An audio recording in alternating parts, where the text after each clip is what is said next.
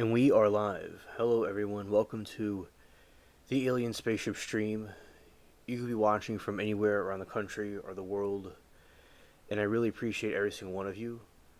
Coming to you from the Spaceship Studios from a galaxy far, far away. Alright, and going to go this way. Going down this way. Up here. Alright. Alright, hello everyone. It is me, Alien Spaceship, and I hope everybody had a great Sunday. It was... So, today, what I did was doing some things with channel, looking over some stuff with different content and things like that. Doing stuff with pets, researching things, stuff of that nature. So, my day went well. I was outside yesterday in the garden. Well, I'm usually outside at night when I go to I do my evening walk, but yeah, during the daytime, yeah, last night I was out there. Now, with the evening, no, not the evening, with the daytime, I was inside this time. All right, and and today we are going to go over the Depp, more parts of the deposition that we're talking about. Most likely are some Johnny Depp clips at the same time. All right, so as we have different people come through, I'm going to see something over here.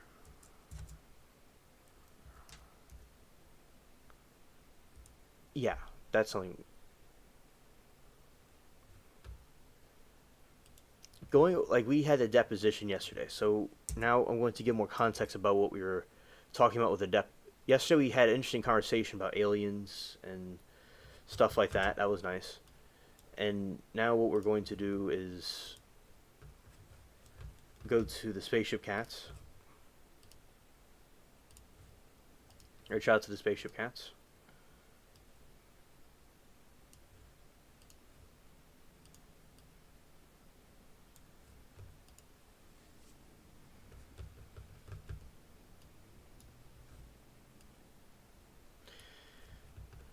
Alright, so Johnny Depp's nurse, Debbie. I want to see Lloyd. It was Debbie Lloyd. Let's kind of give some context about that, what we watched yesterday.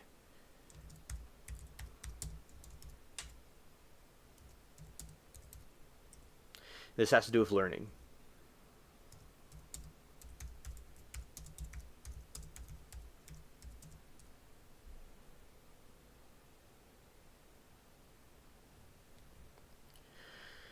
Here we go. So, Debbie Lloyd in the Johnny Depp trial was a registered nurse who testified in the 2022 defamation trial between Johnny Depp and his ex-wife Amber Heard. Her video deposition was played for the jury. Lloyd had been hired by Depp in 2014 to help manage his substance abuse issues. Instigating behavior. Lloyd testified that she had witnessed Heard. Oh, hello, Duke. Good to see you, buddy. Welcome to the chat.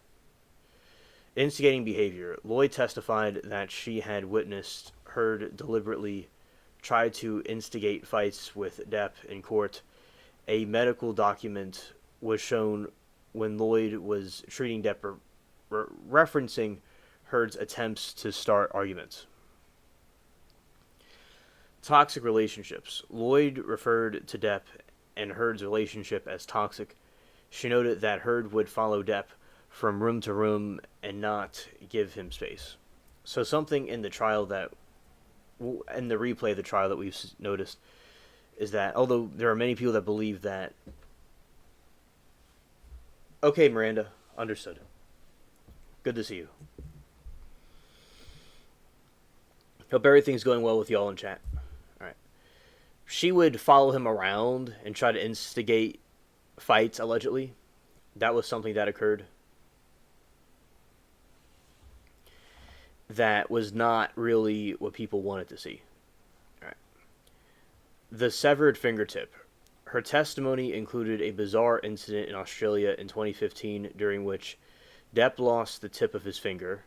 Depp and Heard had heated argument while Depp was filming Pirates of the Caribbean. I knew that had to have occurred because of the way she... The movie, he may have had some issues. He may have not have done it completely right. But he still did a good job. But people kind of noticed, myself, that he may have not have acted the way the other movies were, and that is why. And Lloyd was tasked with looking for the severed fingertips in the couple's rented house, which was in disarray.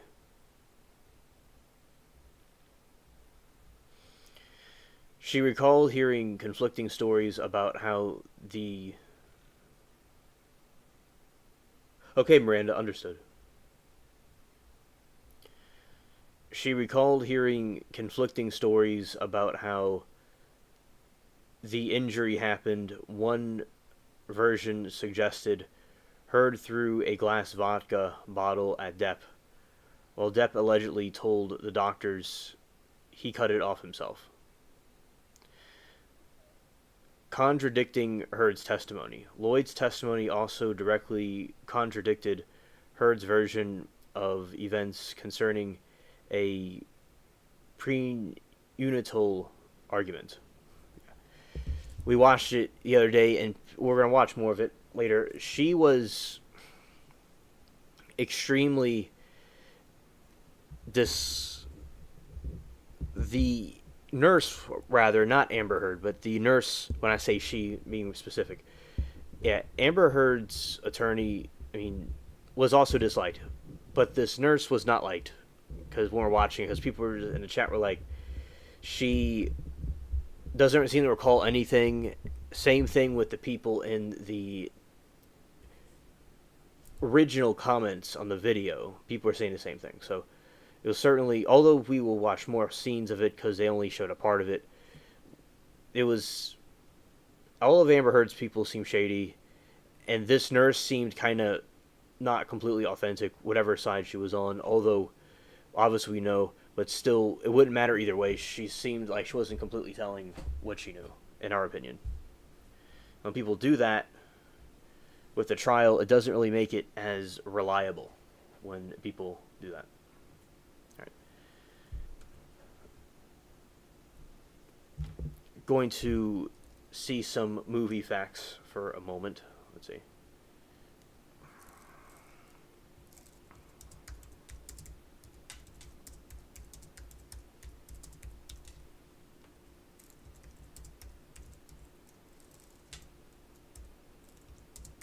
A real ritual.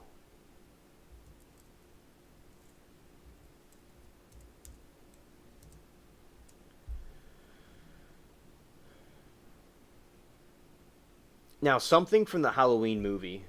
This is going to be a little bit of a scary topic. So, something that I was wondering, now with these AI machines, we could kind of figure out what's going on with these different questions. That there's something called the Curse of Thorn in the Halloween films, which I found fascinating, which I believed could, in my opinion, originate from something from the ancient Druids from long ago. But we will see that maybe it's not completely based off something. It could have been something made up. But there is constellations in the sky that resemble that sign. Because, of course, the ancient people based stuff on constellations, especially back before they had the technology we have now. And they had to go by nature and the stars and stuff. That's one reason why these ancient cultures like nature so much, because that's the only thing they had. But now we have cities, as they call them, concrete jungles now.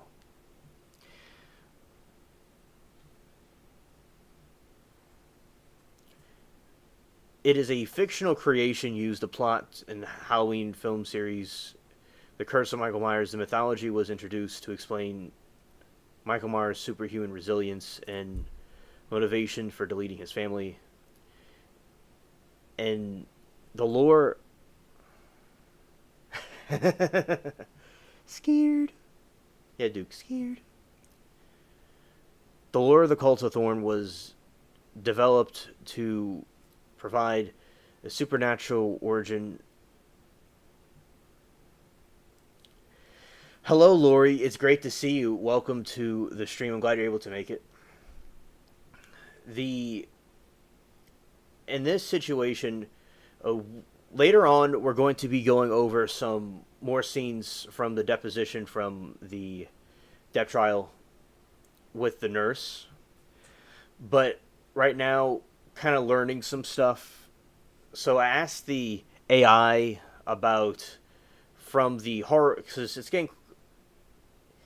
I feel it's closer to spooky season. Like, although we're not in October, it's as we get closer to Halloween season, I'll bring up some of these spooky topics.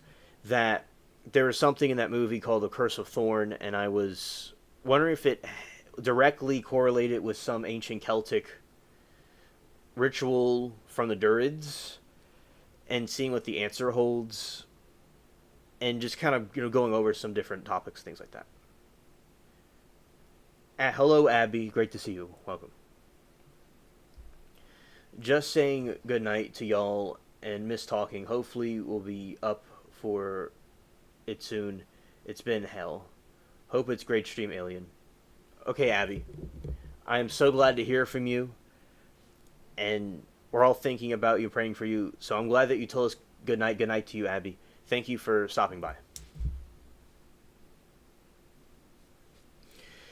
Ancient sacrifice. The cult's rituals became dated back to a millennia in the Celtic festival of Samhain. So yeah, that would vaguely have origins to what the ancient Celtic people did back then, but directly correlating to the specific thing isn't. It was something fictional. A constellation known as Thorn would appear, and a curse would be placed on a child's selected family. In the story. As I said, I've seen constellations that resemble that fall around that time of year, interestingly, because as I said, they base things off of nature and constellations and stuff, because that's all the ancient people had back then. There's this thing called the Yggdrasil tree, I'm probably pronouncing it wrong, where it's a tree of life that the Vikings had, and different cultures had that tree, so it's interesting with these different mythologies how they have similar origins. Oh, thank you, Abby. Thank you. And although this topic is, a very cheery, lighthearted topic, of course, that I'm in right now, the blood sacrifice, the chosen individual was compelled to offer a blood sacrifice by deleting their entire family. The cult believed this would spare the rest of their community from a plague and drought. And Duke says, I have a giant maggot head puppet for Halloween. Kids don't come to my house, and I got the best candy in town, giant chocolate bars, and a mean giant chocolate.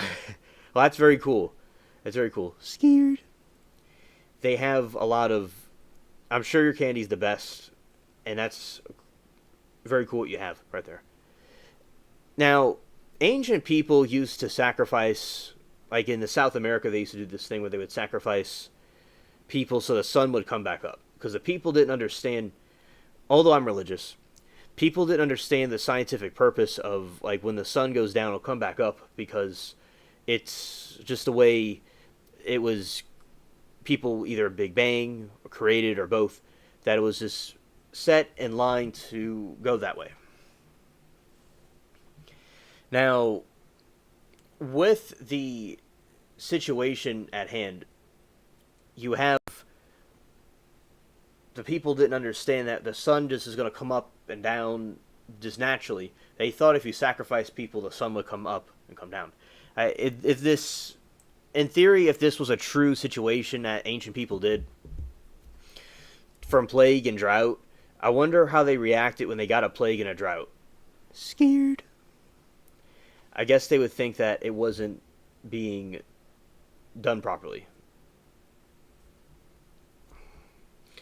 And the slasher's role in the film to be subject to the curse and the fictional Dr. Wine, a member of the cult, marked Michael with the symbol of thorn, and that is the symbol.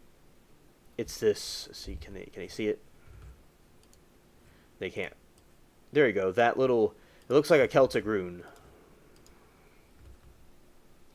kind of like cargo cult in the South Pacific after World War II. I've not heard of that cult. Interesting. And it's a confusion with an omen.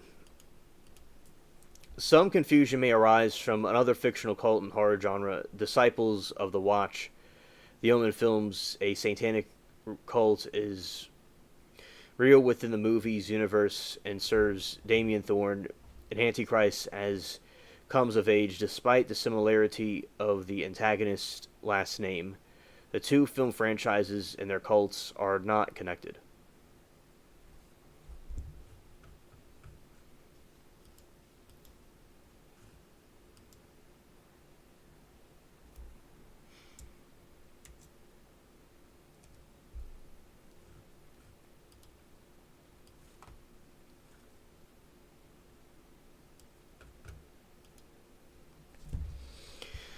The cargo cult is a religious movement that arises in technologically undeveloped societies, particularly in the Melanesia, after contact with more technologically advanced cultures. Oh, and Lori says, so pagan here, not that I'm condoning human sacrifice at all, but there was an element of balance to it, keeping human numbers low. Saunas not overburden nature. Okay, Lori. Thank you for your explanation about that. And I didn't know about that explanation. And I guess you said it's like an overpopulation. Is that the reason they felt it was a balancing thing? Okay. Because we could see with, not that I'm saying that's okay for people to do, but in nature, like say they'll clear, although I like to have paper and stuff, they say clearing out a forest or a place to put houses and more houses there, where people cleared out more things, more wildlife to put more people there. So keeping the numbers down, although that is quite not something that I would advise people doing, that is an interesting explanation for that. Lori says, there's also belief that everything has a spirit, even things like rocks, water, etc., and reference to nature. And as a Christian, I believe there's truth in that, where they actually did a thing with, we've probably talked about this here before with you here, but they got a plant and they hooked up a device to it, and the plants sing. So I do believe that there is something like that within nature. Definitely. Very interesting, Lori. Thank you. I appreciate your point of view from that perspective, because I've studied things about paganism, but I may not know everything about it, of course, so I like your insight on it, definitely. And Duke says, okay, the bamboo planes. Oh, yes. Okay. And there is... Now, things that I have seen about was like Norse mythology. I have some, ancestry. Well, a lot of people do, from the Vikings and the Celtic people myself. So I did research that stuff when I was growing up, because it was things from my ancestors. For instance, although I'm a Christian, I have the Thor's hammer. I know it has a name. It's like Mogior or something. It's called, I don't remember how to pronounce it. But yeah, I have that. It has a Celtic design on it, and it has a dragon on it. So I certainly have quite a fascination with it. They thought more of Mother Earth than themselves, because without her bounty and health, there's no life for them. Yeah, and I would understand that, because, for instance, if a drought happens, because the drought happened where I am, in like the first time, and it's for my entire life, and which over in the West Coast, where it's parts of it are more desert, or like say New Mexico or California, there's places where it's a complete desert. So Nevada. Over here, a drought happened and all the grass died. And yeah, the I had plants that were able to handle it and produce nice beans. I got nice beans from it, nice lima beans. But what happened was a lot of the plants don't do too well. That would do better in a fertile environment. So yeah, like you're getting stuff from the earth. You're getting, your fruits and vegetables, and if you eat, people that eat meat too, they're hunting something in nature. Yeah, I can understand that. Without that, there you wouldn't have anything. Yes, for the people of that perspective of that time. So, and I do think it's good to appreciate the earth and what's in it, because we're very. I think, regardless of belief, we're all blessed to have what we have, and I do think it should be taken care of very well. The original meaning of the word pagan is a country dweller, like the uh, the funny mustache man did with uh, the swastika. It had been misimported to the modern times. Yes, and I am aware of that symbol very well. Now, on both sides, especially on my mom's side, I have German ancestry, so I'm aware of that unfortunate event that occurred. And what happened was, yeah, it was an ancient symbol from India, and then some of these people went into Europe at some point. There's a migration of Eurasian people into Europe, and this symbol is all over the world. That symbol, and it was used in a lot of things. It was a sign of good luck. It was like the peace symbol that we have now that came up in the 60s. So, but unfortunately, it was used for a horrid genocide of people, and that was not right, of course. So the symbol became tainted, and it's used by people of these certain beliefs and religions around the different parts of the world. But yeah, the symbol has been tarnished because of what happened in World War II. Yes. Yes, I'm aware of that symbol. There's many different symbols from the ancient people that are quite fascinating, and they go back thousands and thousands of years. Right. And I know about the tree of life, and that is that they have the chakras from the meditations from the Asian religions, and there's a spine. There's different colors on a chakra, so they have different like green, yellow, blue, stuff like that on the spine. Now I'm probably pronouncing it wrong because it's a very crazy word. The Yggdrasil tree that the Norse people had, it was their tree is similar. It has like a chakras on it. So there's a connection apparently between the two groups. Yeah, so I do think it's very fascinating to see how these ancient people lived and how they viewed the world, because that's all they had. And I do think that they call cryptids or supernatural beings exist, in my opinion. And people may see them now as aliens or ghosts and stuff like that, but I do think that those things did exist or still do exist in some way, and we just call it something different now. Like, say they had fairies and stuff like that. Okay, and Lori says, Yggdrasil, I think. Oh, okay. Okay. Yeah, and I like the tree in your thumbnail. When I saw you first time, I recognized that it was a similar symbol. It may even be the tree itself. I was like, yeah, because when I was always very interested in studying about that stuff. And this incident with the cargo cult, a religious movement that arises in technology undeveloped societies, particularly in Malaysia after contact with more technically advanced cultures. Adherents practice rituals imitating the behavior of outsiders. Yes, yes. The tree of life.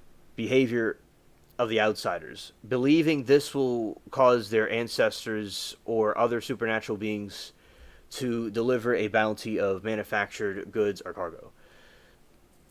So this was the incident. They're building these aircraft, and they're trying to get these aircrafts to come back.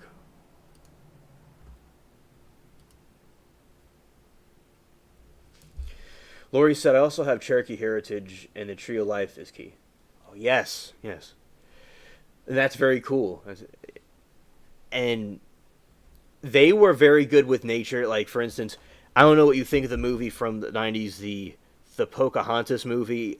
There, I saw that growing up, and there was she was very into nature, and I think that those people, the Cherokees and the other indigenous tribes, were very in tune with nature, and they didn't quite understand the concept of these other when we came over here and had a different way of doing things. But yes, I do admire their view of nature. That was they all these different groups all around the world had the same concept. Even on people on islands, they all kind of believe the same thing. So that's why I think there's a universal knowledge of spirituality, things like that. I think it's very important. So yes, they were, and I like nature. I love nature myself. That I think it's good to balance out both. Cargo cults first appeared in the 19th century and early 20th century, but lifted during and after World War II. Indigenous islanders observed Western soldiers arriving in ships and planes and setting up bases with abundant supplies from the islanders' perspective. The soldiers seemed to conjure these supplies through rituals involving objects like radios, landing strips, and military drills. When the war ended, the foreign troops left and the cargo stopped coming. To summon a cargo back, locals began to replicate the behaviors they had witnessed.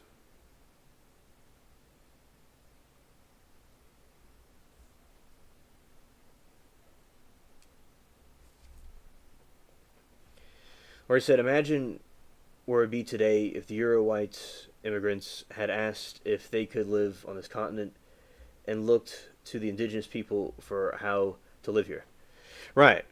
And there's controversies about Thanksgiving, of course, but there is stories that I've heard about it was that the indigenous people helped the settlers originally, and they got along in a feast. That was, and I think it would be good to have a good communication, because I think a lot of times a lack of communication causes everything to fall apart in a bad way. And the people that have been here for thousands of years, I think it would be good to learn, from them and how they did things. That is a very good point, Lori. Yes. Because if people don't respect nature and things like that, it'll cause a domino effect of other things that are not good. In my opinion. Millarian beliefs, which is something I've not heard of. Prophetic leaders foretell a new age of prosperity initiated by a catastrophic event. Promise of cargo. Adherents are promised an abundance of Western goods and material wealth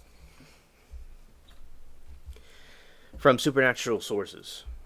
The imitative rituals. Followers imitate the actions of the colonial or military personnel, such as building mock landing strips and airspace out of local materials, holding military-style parades and drills with wooden or bamboo rifles, waving flags and other symbols of the foreign cultures. Abandonment of tradition. Cult members may abandon traditional farming or other resource-based activities in favor of ritual practices. Example of the cargo cult. John Frum movement. On the island of Tana, many villagers worship a mystical American soldier named John Frum. Rituals including parades with USA painted on the chests are held every February 15 in the hope he will return with gifts. Interesting. Prince Philip movement. Also on Tana, villagers defined Prince Philip, the late Duke of Edinburgh, after his visit to the island in 1974. They believe he is a divine figure who will return with cargo. It's very interesting how they view these things.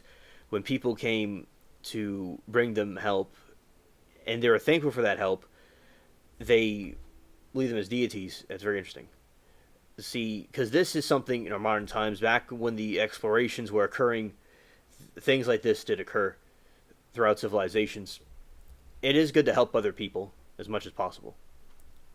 The gratitude, it's good that they appreciate gratitude, because a lot of times in these first world countries, although I like being a first world country, sometimes people take things for granted and underappreciate things. But these people in this island, they had nothing, and they're very appreciative for generations about what one or two people did for them, or what a group of people did for them. So with scarcity, they thankful for what they have. But when there's abundance of things, that's a good thing to do. It's good to have an abundance of things. But then again, society can regress in another direction if not balanced properly with proper morals to it. So you get too materialistic, if that's the right word. Some anthropologists have challenged the use of the term cargo cult, arguing it was born of colonialism. It does not fully capture the complexity of the Malaysian movements. These movements can be interpreted as indigenous responses to colonial oppression and distribution of traditional society. Modern metaphorical usage. Outside of anthropology, cargo cults has been a metaphor for intimidating superficial aspects of a successful process or system without understanding the underlying principles.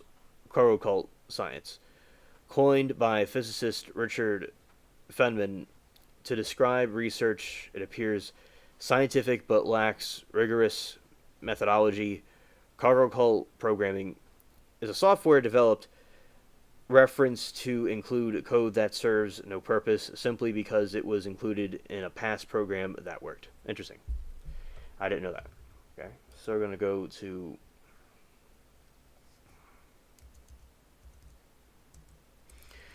let's see.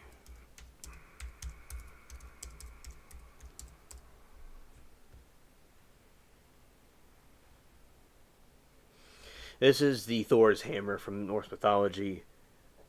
I'm pronouncing this wrong, most likely. It's Moj Ulnir. I probably pronounced it wrong. This name comes from the Norse mythology, where the hammer of Thor, the god of thunder, the name has been interpreted meaning the crusher, that which smashes. I have the necklace of this.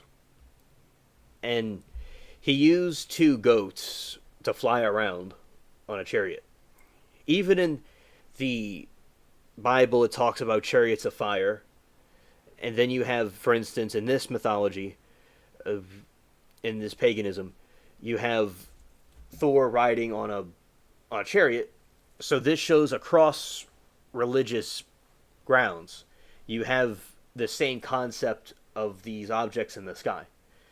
Which I think is very interesting. And to this day, there's still things in the sky that people are not too sure what they are. Now, in the Norse myth, Moj Ulnir is incredibly powerful and feared weapon forged by the dwarven brothers Bokr and Siduri.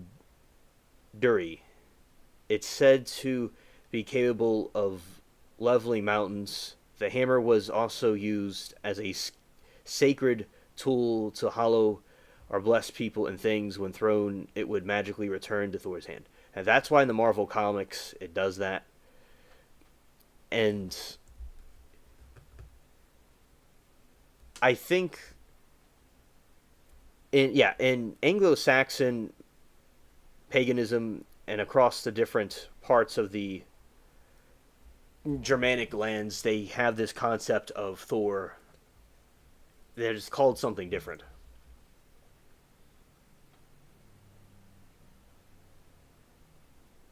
Okay, Mile Near, with the MJ sounding like my and Myrid and a long O. Okay, thank you.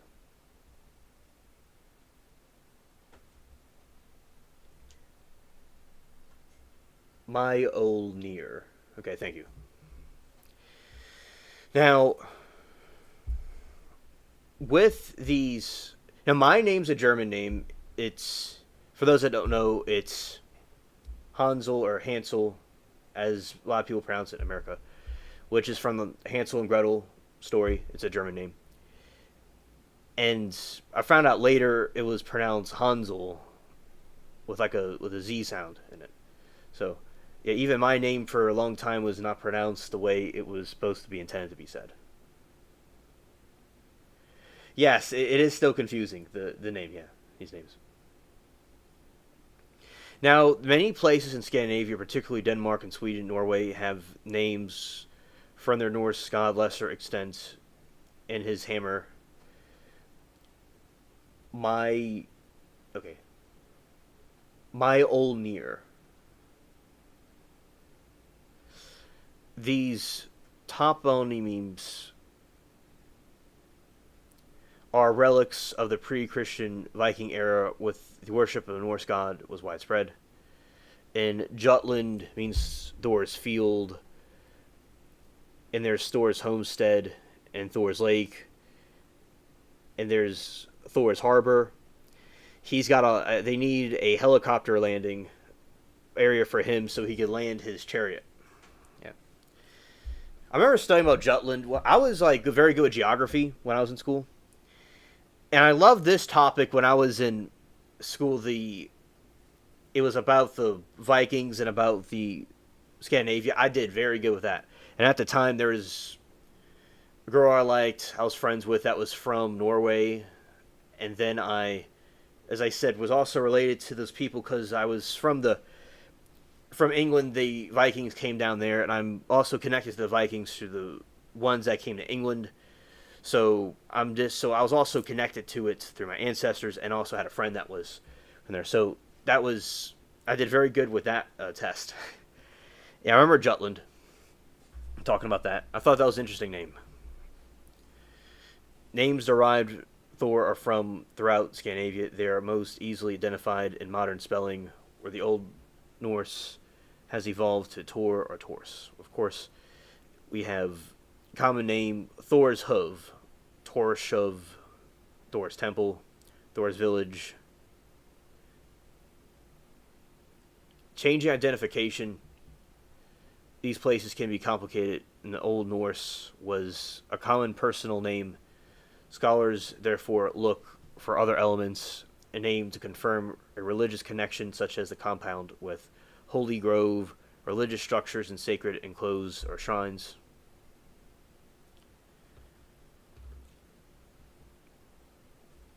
That's very cool. So now see, I'm curious, why do you have goats?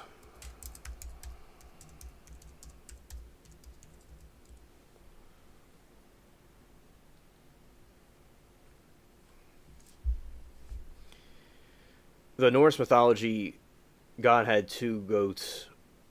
The teeth bearer, Tan Grisnir, and the teeth grinder. For both practical and symbolic reasons, these goats pull his chariot across the sky and were a source of unending food. Interesting. My Gram and Bop's grandpa were German and spoke German. Sometimes when they didn't want me to know what they were saying. Okay. And oh, hello, Moki. It's great to see you. Welcome to the chat. Oh, alien video incoming. Okay. Okay. We'll play it in a moment. Yeah, my great great great grandfather came from Germany in the late 1800s, and some German words were passed down, but just a few. And my mom's father's both his parents had German ancestry with other things too, from Europe. Father's side has a German line, and also they're related to different parts of Europe, like France and Canada, which is French Canada, really, and that's what I meant to say. So there's some were from Italy, and also predominantly from England and Germany. So yeah, I'm quite a mutt. So yeah, I definitely have playing German from both sides, and that's funny that they're speaking German, so you wouldn't know what they were saying. Scared. So when the chariot moved, their hooves striking the sky produced the sound of thunder and bolts of lightning, linking the goats to Thor's role as the god of thunder. The roaring sounds from the movie was an intentional reference to this mythology identity. Now, for the most remarkable thing about Thor's goats was their ability to be deleted and eaten and resurrected. The ritual, when Thor and his traveling companions needed food, he could slaughter, cook, and eat the goats. The condition, the only requirement was that the bones had to be left unbroken and gathered on the goat's hides.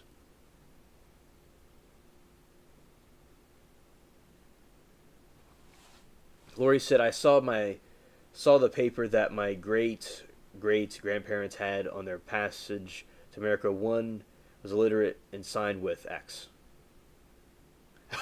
Oh, interesting.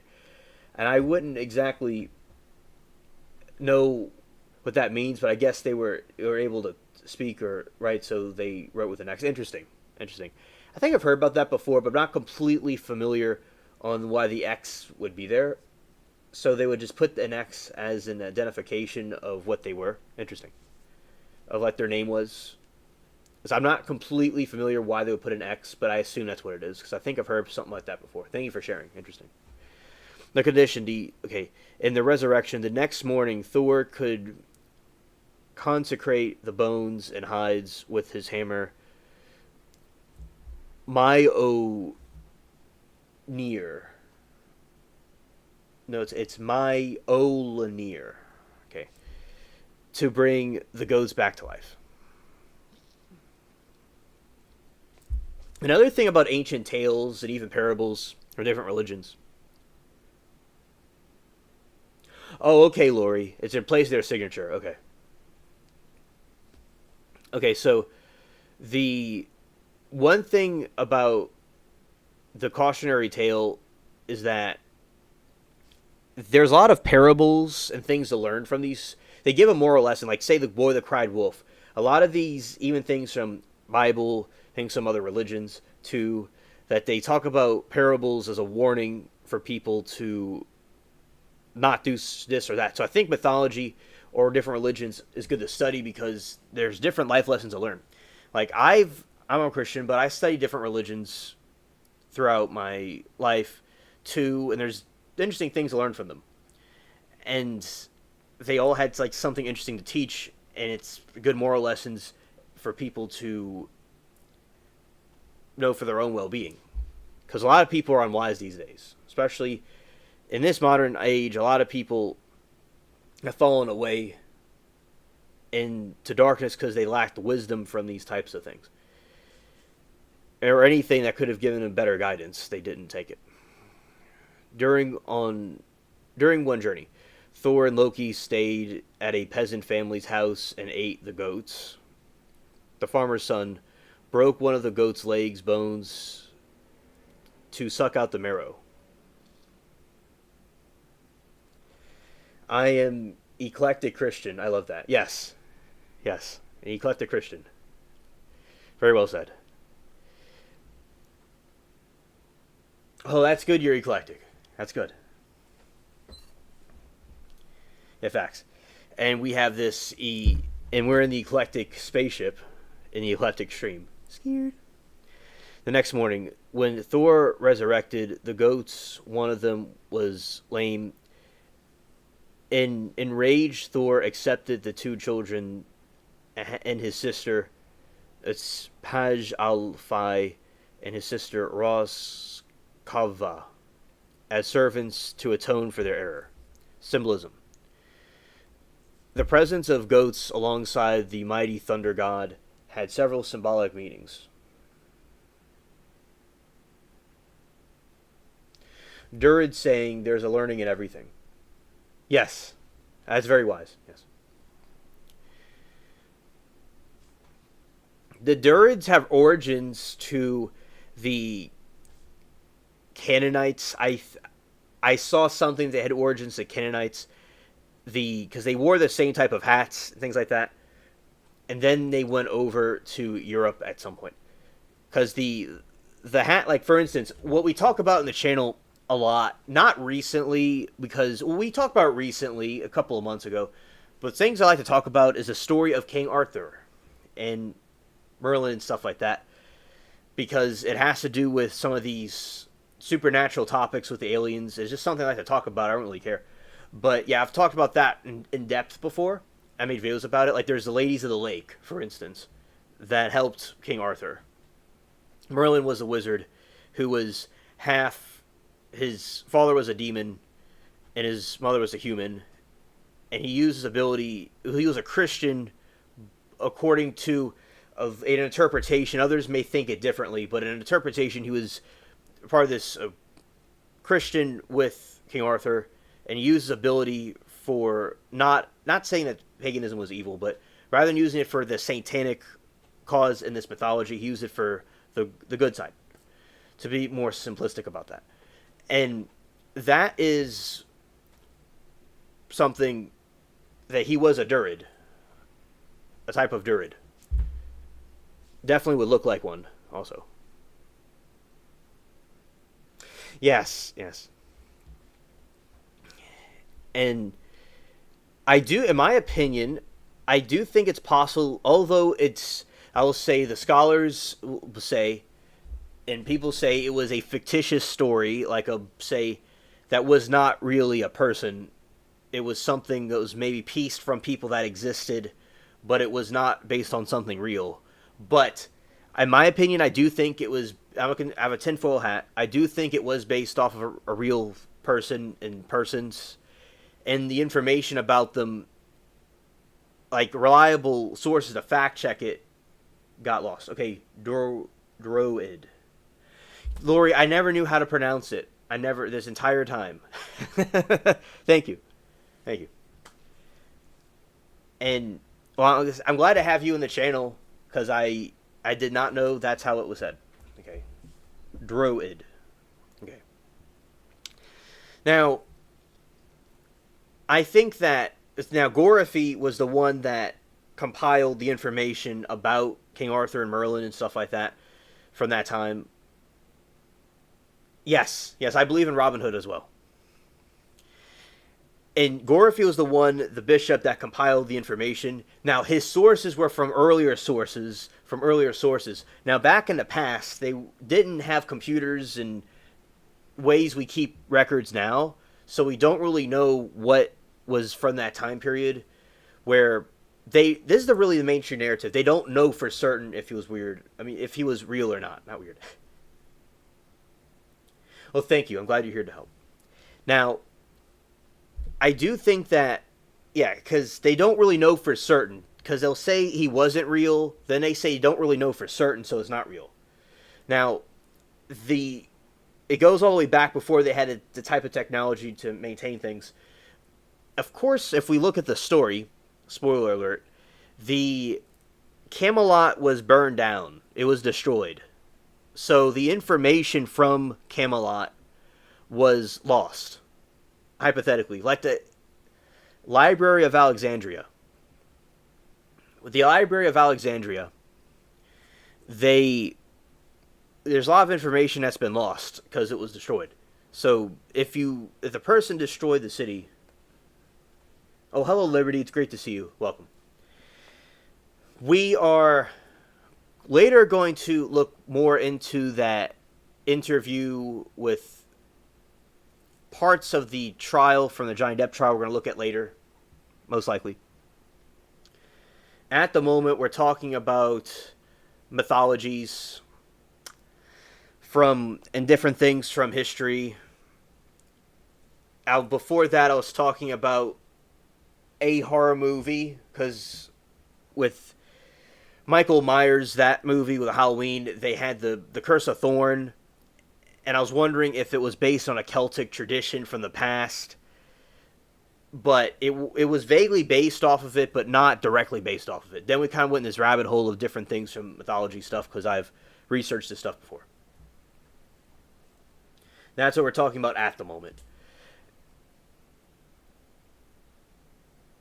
And Lori said, "Oh my, OMG, oh my gosh, the Library of Alexandria being burnt gets me not happy."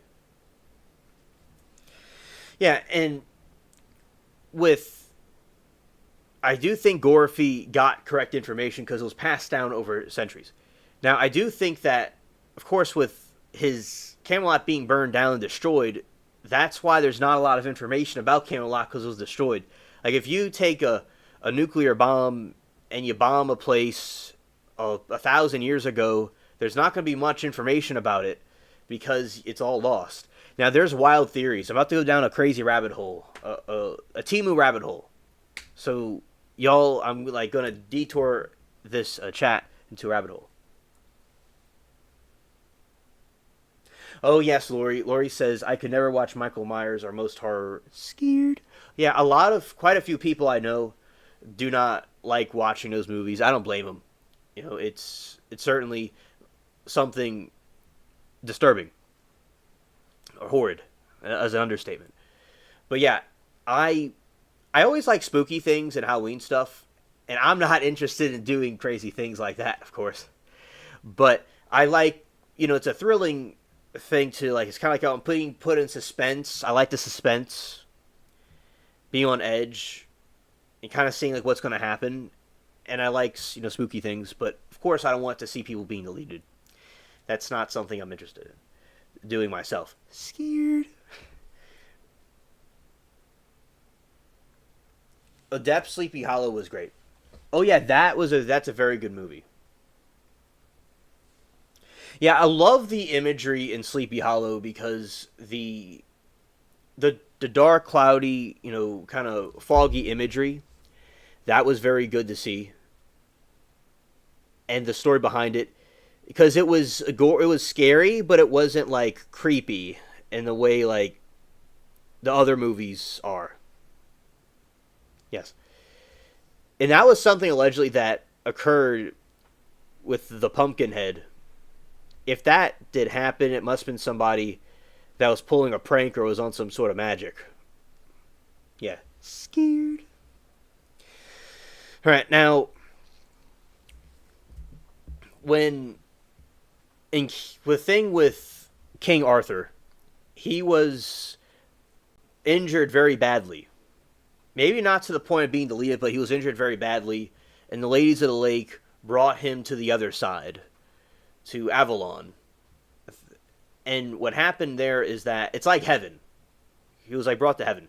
And King Arthur, according to an interpretation, other people interpret it differently, that King Arthur was a Christian, it was a Catholic. At the time, the Catholic Church was the only church at the time. It was only Catholic Church.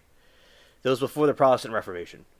Because there was a time where everybody was Catholic that was Christian at that time. So he was Catholic, Christian, but there are still supernatural elements from the past religion that was there. It was more fresh at the time. So yes, I do believe, in my opinion, King Arthur and Merlin were real people from a long time ago. And I calculated it would be about 900 or 800 years ago they existed. So that's a long time. That's a long time ago. Yes, it was so well done.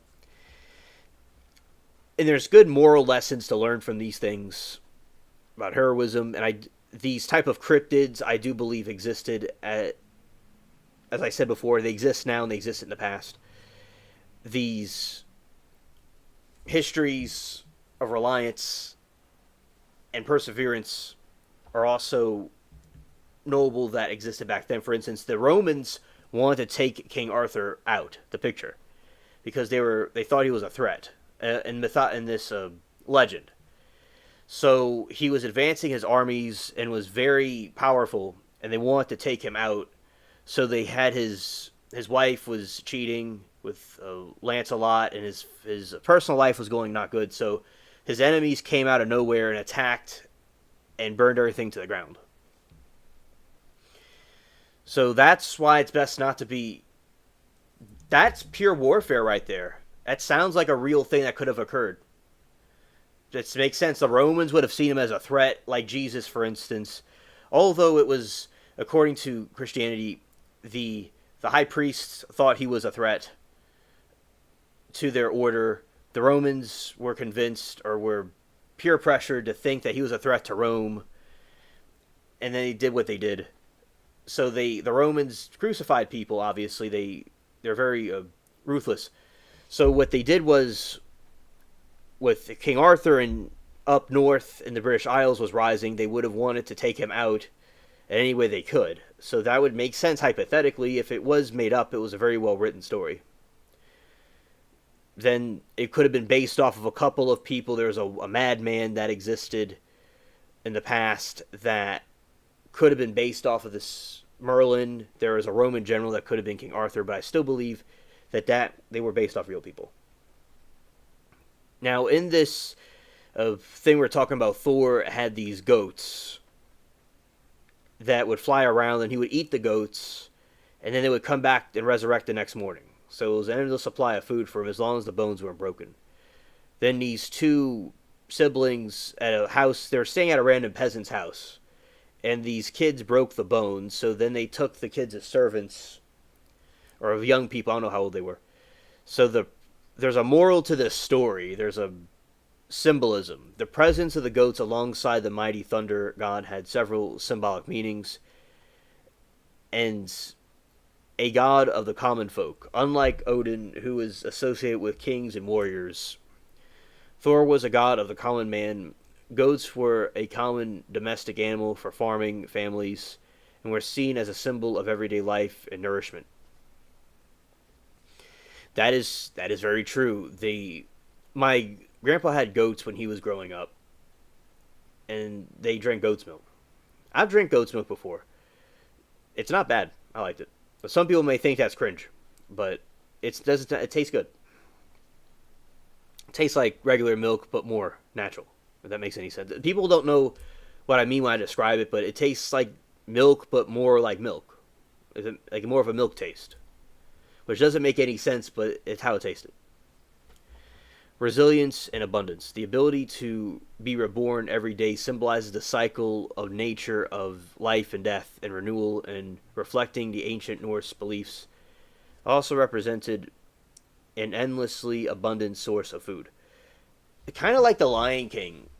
And that's very in tune with nature, how they have the circle of life. That's kind of what the symbolism behind Thor's goats are.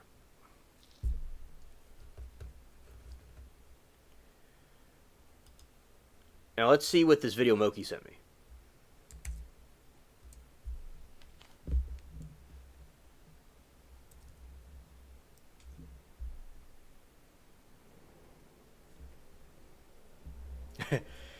Lori said, I love goat cheese feta. My youngest son thinks that's crazy. Yeah, some of my relatives thinks it's crazy, but I was like, when I was growing up, they gave me goat's milk sometimes, so I thought it was a treat. Like it was like candy or like a snack. It was really good. Fat, it's fat. Yeah. Scared. Hilarious, Duke. So yeah, I liked it, but I could see why people think it's quite crazy.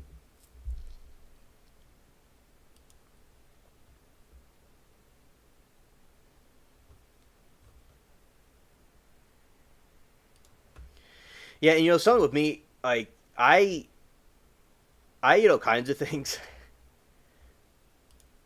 That's what I personally do. I like eating all kinds of things, but I am also very physically active. Not saying that people aren't physically active, but yeah, I like to eat the things I eat too.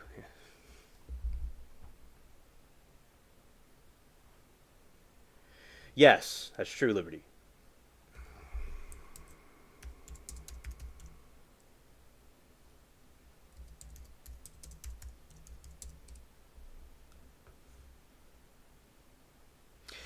To be more specific, is made from sheep milk, from mixture of sheep and goat milk. So it's sheep and goat milk mixed together. It's also sheep's. I should say sheep. Right. I just started singing the Lion King song. Yeah, hilarious story. Where he says, "My cousin Lee was colicky baby until they gave him goat's milk." Oh, okay. Oh, good. Interesting to know. Thanks for sharing. Liberty, I think no one would be surprised at this point, especially in modern times, all the crazy things we've seen. It's going to be no surprise. It'll be like, oh, okay. Like, you'll have aliens come down and hang out with us, and they'll be like, oh, okay, what's up? I kind of was, like, contemplating last night, like, when we were talking about the gray aliens maybe being something from time traveling humans that are coming back from the past to try to get our stuff from us to reproduce offspring. I was thinking like having a conversation with an alien. It would be interesting. We used to go to Great Deli in Portland just before Christmas to get authentic feta. That's cute. I like that.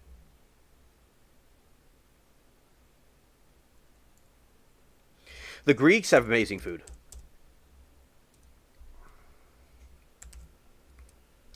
Yeah, I love feta too. It's very good. Yes, Liberty. I hope they're cool. And as I said, I do think there are some that are nefarious or something to do with the fallen realm. In my opinion, like what Loki said. I think some are and some aren't. Many different species. It depends. It depends on the species. Like people, it depends on the people. Like say people in aliens, it's similar. Like there's some good, some bad.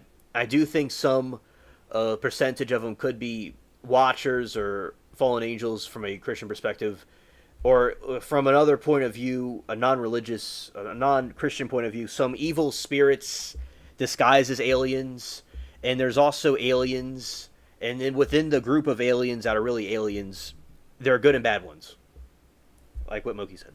That's my complicated theory about them.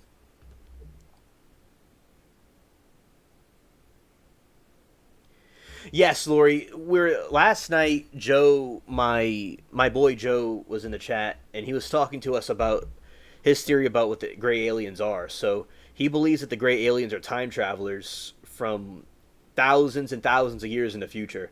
AI said it's 50,000 years from now, and it's a time where humans live in space, and this is the theory of evolution. And I do believe there's adaptation to people's environments. I do believe that's true.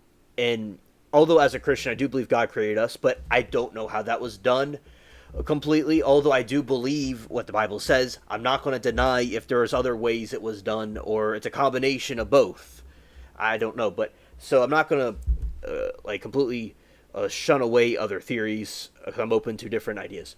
But so it goes with the evolutionary theory or a theory of adaptation to your environment that humans will evolve when there's a time where people live in space, or a group of humans live in space, kind of like the Wall-E movie, where there's humans on this other planet, humans floating around in space, and they're all like overweight and just being a bunch of babies, and there's Wall-E and a cockroach and an attractive AI modern robot female. It was a cool movie. So it's kind of like that. So there's a theory that humans are going to live in space way in the future, and they will evolve to have bigger eyes. They're going to be very black. They're going to be more thin, and their heads are going to be bigger to adapt to being in space for so long. And they're going to be completely unrecognizable to us, but they're still going to have similar features to us. So these gray aliens were actually some biological robot thing, but it's also possibly a human from the future, and they're trying to come back to our time period to extract tonsils and different body parts to reproduce more offspring and try to get humans back to what they used to be. And they lost reproductive abilities, so they're trying to come back and take things from us to reproduce their... That's the theory, that they're time travelers.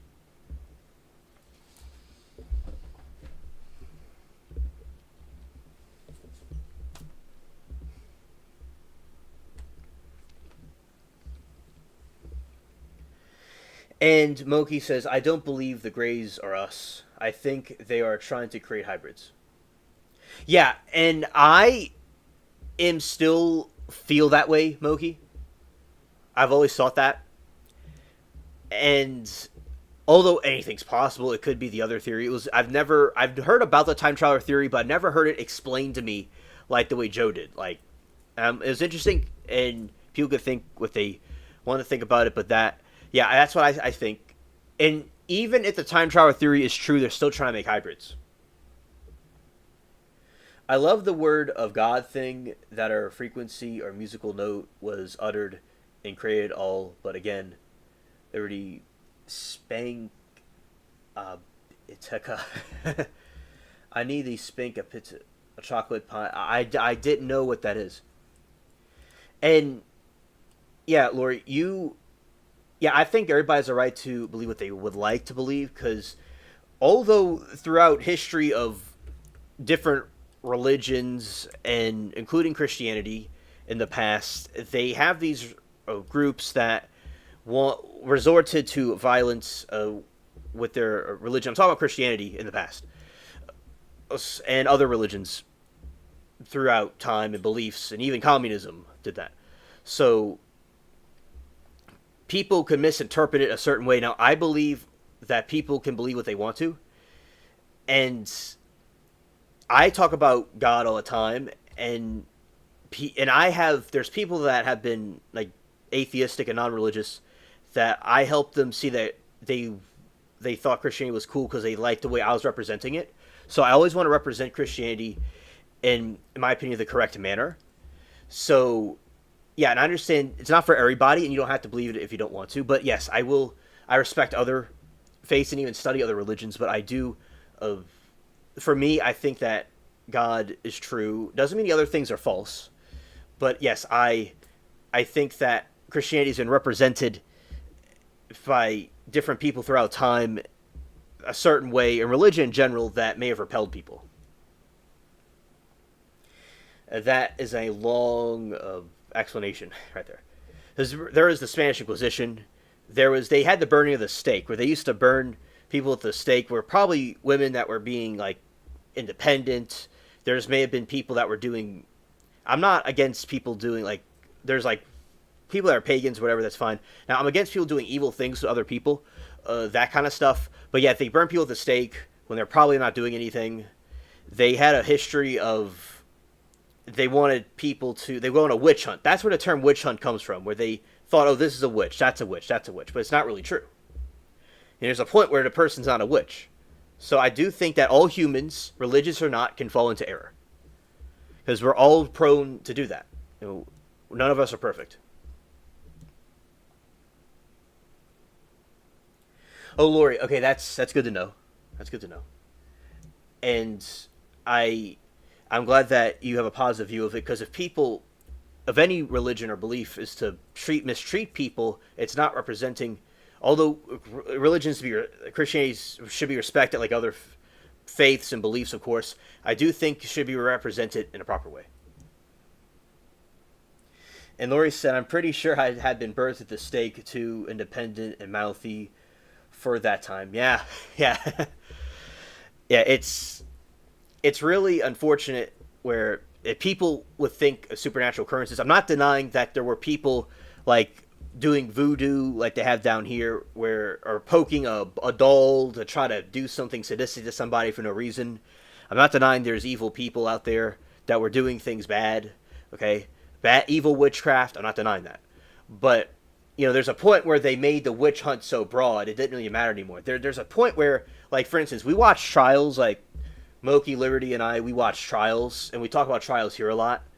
And there's a point where you have a problem where they use RICO a lot, and there's a point where people use the RICO so much, a lot of cases were lost because they use RICO too much.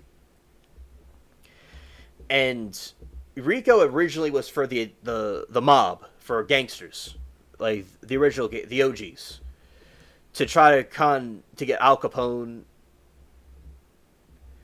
and those type of people incarcerated for doing the criminal activity. And now it's like, and when they use it in such a broad term, people are not accepting that like they used to. So I do think with when some term gets used over and over again, it becomes irrelevant. So that's why, like the witch hunt, it was ridiculous where they did stuff like that. And it's good that eventually time went away from stuff like that. But then again, I think it went into an extreme direction the other way, where people wanted to go burn stuff down and things like that. I don't think it's too nice. Yeah, voodoo. Yeah, scared. Where I am, that's where I am. People are predominantly Catholic and other religions, but they don't. I've never, nor did I been looking forward to meeting people that did voodoo, but there are. That's something that they did because it came from the Caribbean and it came from Africa, and they mixed it with Catholicism, and then you got voodoo. Yeah. So my city, it's something it's stereotyped for, and there's voodoo food and stuff like that, and it's interesting to study about, but it's nothing that I do. I don't do that. I'm not into that. But yeah, so voodoo is something that is known. That's what I'm kind of like referring to, like people poking a doll or something. I can understand, but if some woman has an opinion that's different than yours, and you burn her at a stake, that's kind of going too far, in my opinion. So Liberty brought up something called span akapita, and it's a Greek food. How it's pronounced, spea nu ko puta, and I've never heard of it before, and it looks pretty good. It looks pretty good. Wow. You know, something that's good is, although Greece and Turkey and like that part of the world is very close to Turkey. That world, Turkish coffee is something very interesting.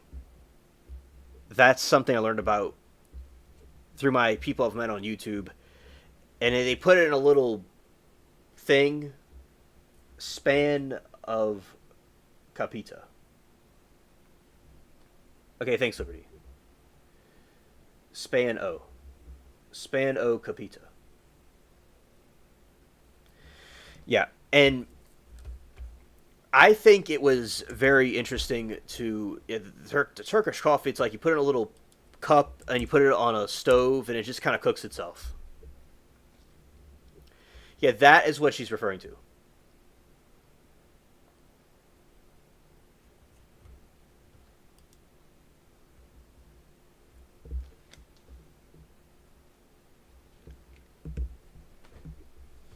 Yeah, that looks very good.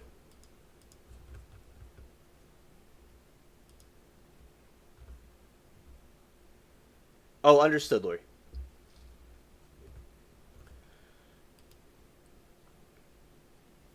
Yeah, and this is the feta cheese.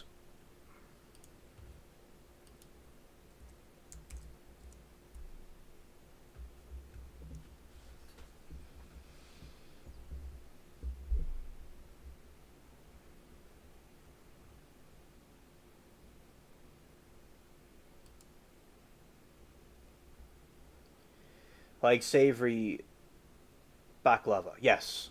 Yes. Yes, that's feta cheese, by the way.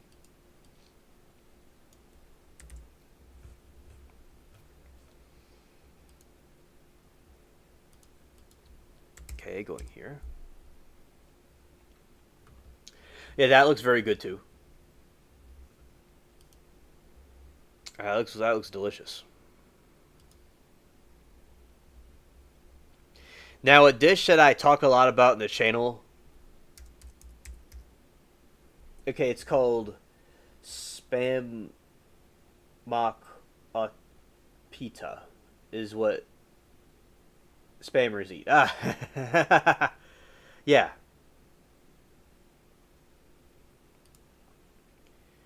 Filio dough. Let's see.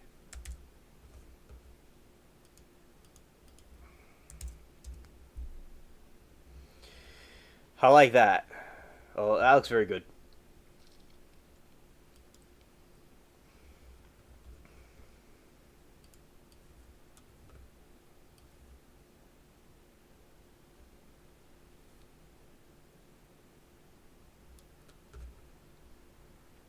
Yeah, Lori, that's very funny. Yeah. So that is Philo Doe. Yeah, very good. Lori said I can only be serious for so long. Oh yeah. Oh yeah, I like canned spam too.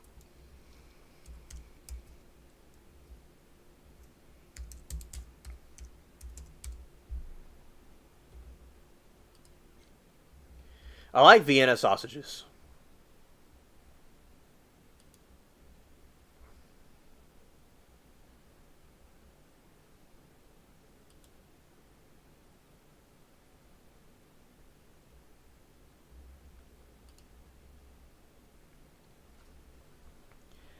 Yeah, so that's good. I've had that before. Let's see what it's made out of. Oh yes, yes, absolutely.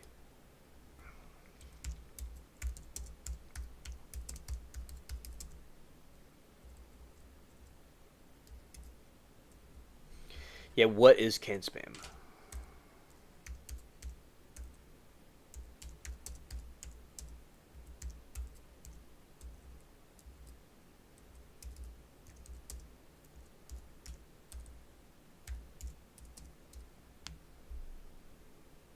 Yeah, scared. Yeah, scared.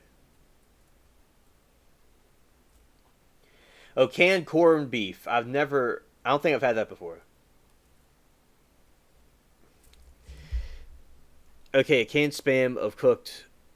A classic product contains six main ingredients: pork and ham, salt, water, more sugar.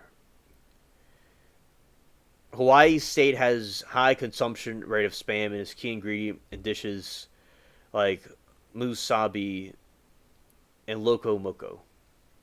And in South Korea too.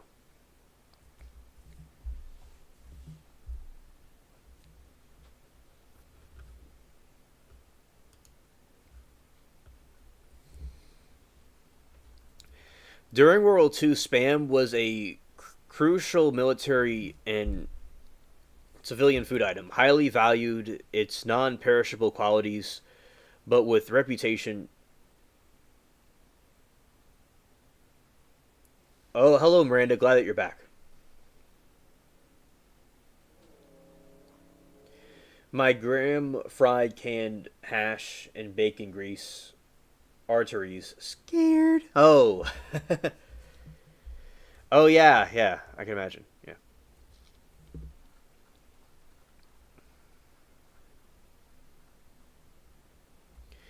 Okay, so during World War II, spam was crucial military civilian item, highly valued for its non-perishable qualities, but with reputation that depended heavily on who was eating and why. The U.S. military purchased over 150 million pounds of canned meat for war efforts.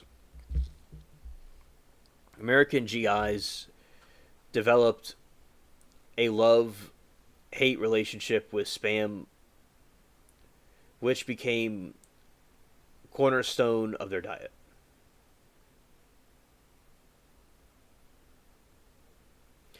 It's per reviewed fact that spam tastes better when you're camping. I think that is true. Definitely. That is true.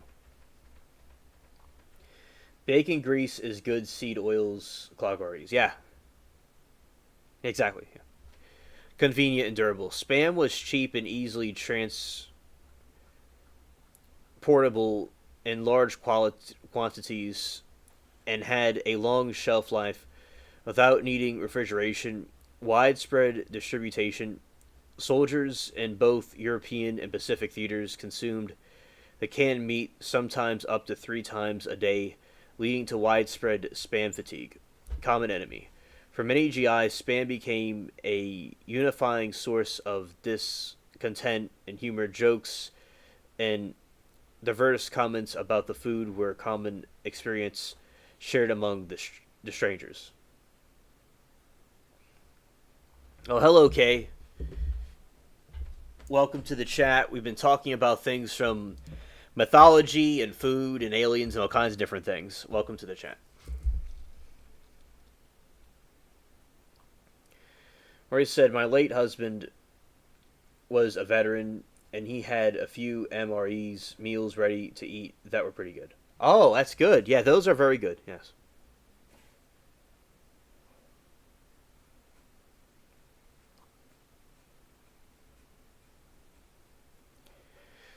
Widespread distribution. Soldiers in both European, okay, and common enemy, okay. Unofficial uses.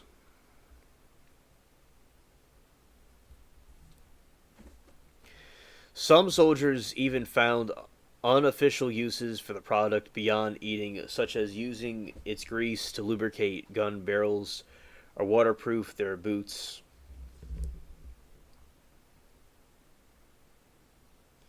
The sodium alone and that much spam would be, yeah, yeah, it is a lot of sodium. Yes.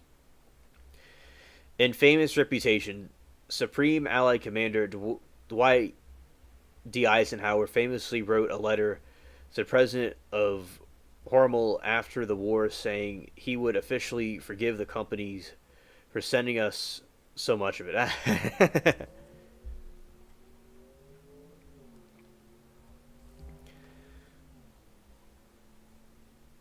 Oh, I like cheese too, Liberty. Oh, ramen. Okay, I like ramen. That tastes good.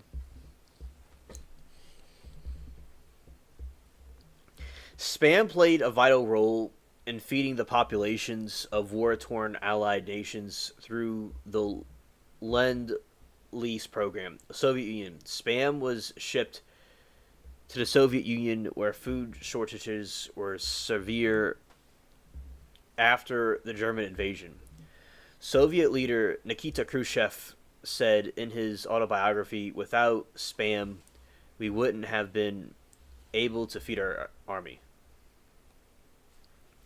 Great Britain. Civilian facing food rationing in Britain welcomed the new canned meat. British Prime Minister Margaret Thatcher, who worked in her family's grocery store during the war, later referred to spam as wartime delicacy.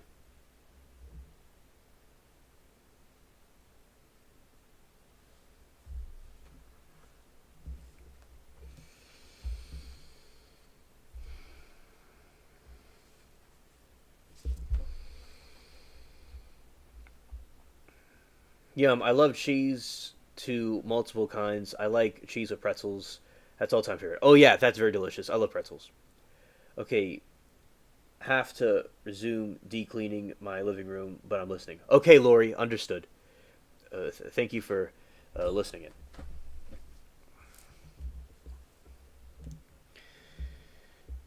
In the Pacific Theater, the presence of American troops in the Pacific, including during and after the occupation, introduced spam to many islands where it became a permanent staple in local cuisine, Hawaii food. Rationing was severe in Hawaii during the war. Spam was one of the few meats available, and it was integrated into the local diet. This history of military reliance led to its current popularity on the island. Miranda said, "We're going to the fair soon, so fair food it's going to be lit. They have these really good cheesecakes. You can get a slice and they dip in the stuff for you." Oh, Miranda, that is going to be very fun for you. And that's great of hospitality if they dip it. It reminds you of a SpongeBob where they had the amusement park and they had the stuff like the food dipped in things. That's what it reminds you of. So yeah, that's gonna be really cool. Presence of American troops in the Pacific, including during and after occupation, introduced spam to many islands where it became a permanent staple in local cuisine. It's in Hawaii, Okinawa.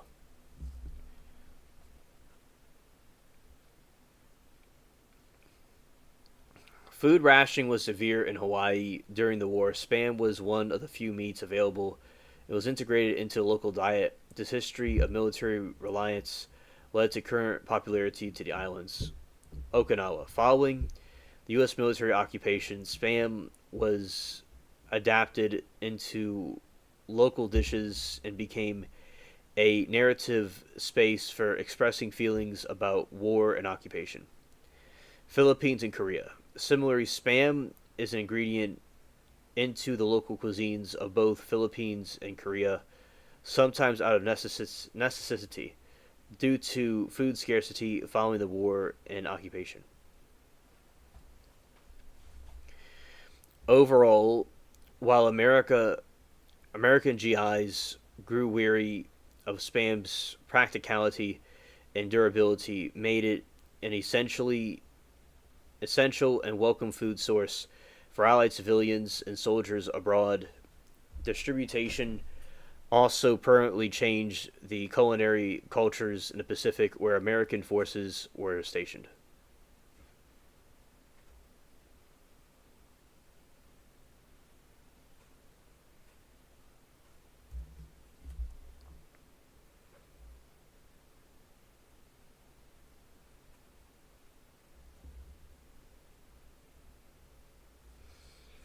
Okay, and then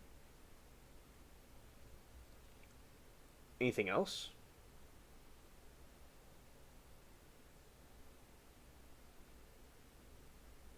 Okay, meals ready. Let's see what she's talking about here. Cheesecakes.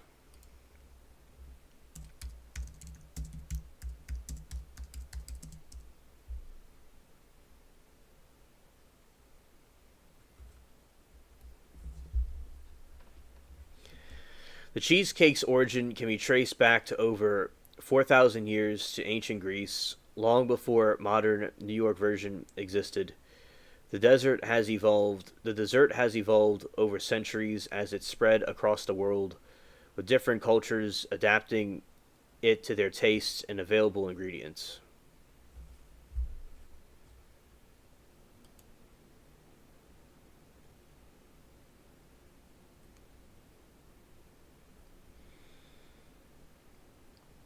Early versions.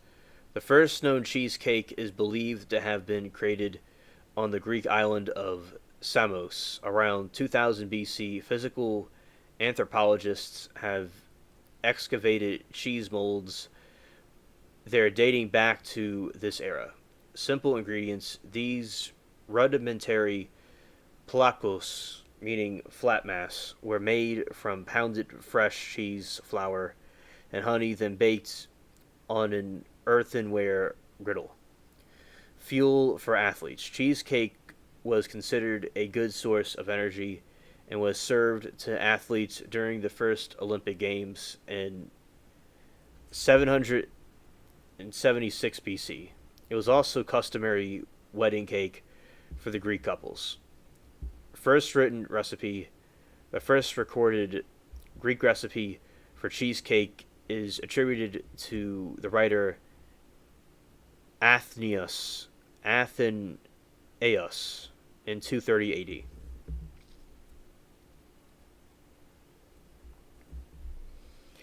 Adaptation and adoption. When the Romans conquered Greece, they adapted their cheesecake recipe and refined it, adding eggs and crushed cheese. They called their version limbuma or savilium. Religious offerings. The Roman version was often used as an offering to the gods, and like Greeks, they also served it as a special occasion.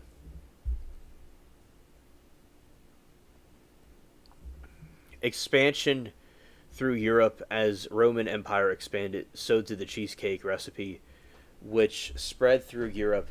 During regions developed their own unique variations using local cheeses and baking methods. Adding a crust. During the late Middle Ages, European cheesecake evolved to include a pastry base resembling more of a tart. First English cookbook. The first English cookbook form of curry, written in 1390, include several cheesecake recipes. One version called Sambade was influenced by the Italian, Greek, and Persian cuisines and is considered a forerunner to modern cheesecake. Regional variations. Over time, European variations emerged, often incorporating unique ingredients like dried fruits, spices, and refined techniques.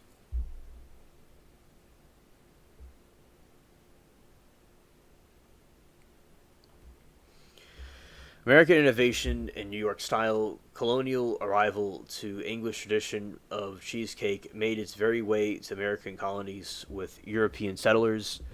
Accidental discovery, the modern rich and creamy network style cheesecake is an American invention. It was born in 1872 when William Lawrence, a New York dairyman, accidentally created a cream cheese while attempting to replicate the French cheese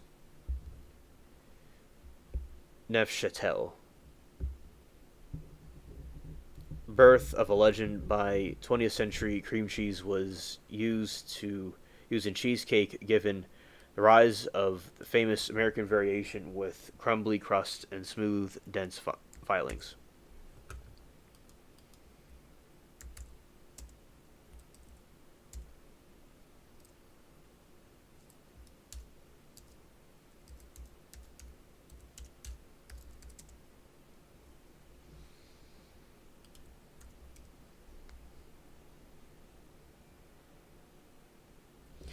The way you pronounce the word I just said is Neuchâtel. I said it right.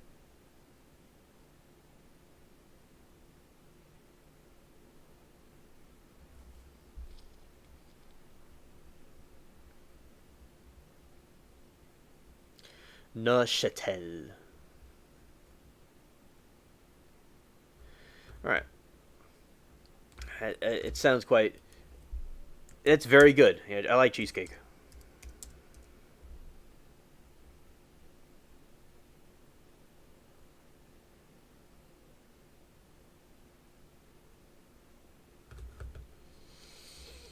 This is the video from Moki. A man named Boyd Bushman, and I'll tell you while they're listening what's going on, revealed his photo collection of aliens, claiming they were taken during time working at Area 51, an employee of Lockheed Martin.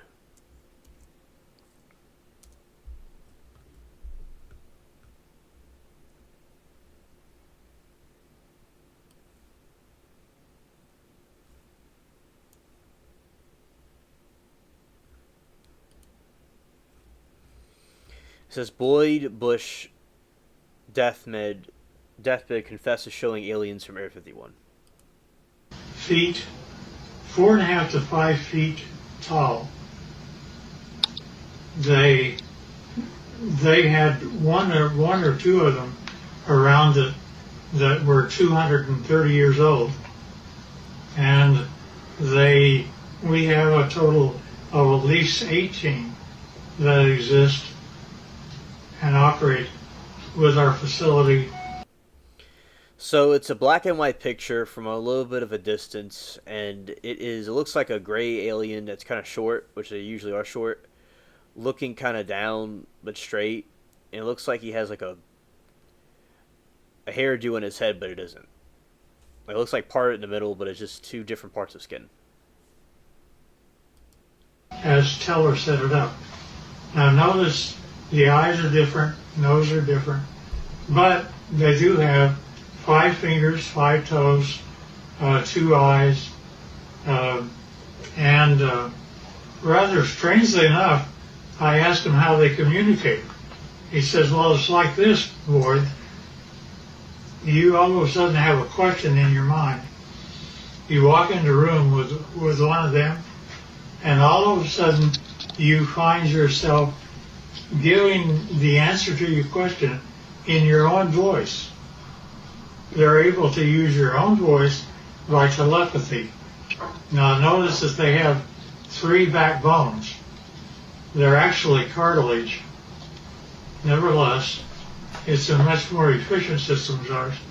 They also have three ribs. Here's a 45-degree look. The back of the head. Notice the veins. No hair. Divided them. They divide them into two groups. The two groups. Notice cartilage. They're able to use your own voice. Yes, these are the deathbed confessions. Okay. And you see this picture, it will be showing part of its body and also part of its head too. By telepathy. Now notice that they have three backbones. They're actually cartilage. Nevertheless, it's a much more efficient system than ours. They also have three ribs. Here's a 45-degree look. The back of the head. Notice the veins. Yeah, so it's the back of the head and it's showing some veins. That's what's going on. No hair. Divided them. They divide them into two groups. The two groups do act differently. To the ones that are wranglers are much more friendly and have a better relationship with us. Where they have 5 toes, are much more friendly, do act differently. To the ones that are wranglers are much more friendly and have a better relationship with us. Picture was an alien laying down, kind of staring off into space. Where they have 5 toes, the toes are joined together that basically say when a person dies, they stay around their body for 3 days and then go off, and they basically have the same thing that happens to them. Now, with respect to the alien craft, we have American citizens which are suited up like this, and they are working on UFOs 24 hours a day, and we're trying to learn. The picture is this. It's really not the easiest thing to make out, but it's like a black and white picture with some like figures in it. It's not that easy to see for those that are not like seeing what's going on there. But yes, that's like what he's described it as. It's just a black and white kind of grainy picture.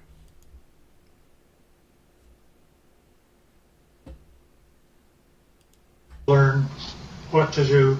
These are 2 guys, 2 American citizens, and they're trying to protect themselves against germs and things like that. Okay, thank you, Moki, for that clip.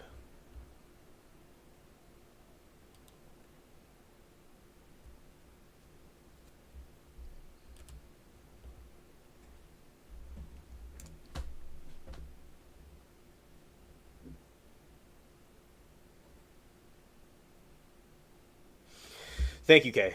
Yeah.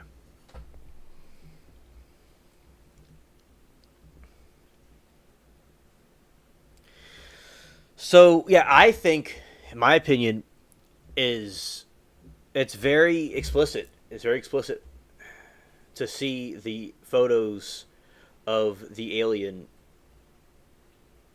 like that. You know, it's very explicit, and it was so cool to see those different pictures of them. You know, if they're real or not, it was still interesting. So that's allegedly what he saw at Area 51, because with Area 51, there are alleged alien craft and alien biologics there. So that is something I think is very likely true. And then we just had the gentleman talk about the aliens that he was seeing. I was showing pictures.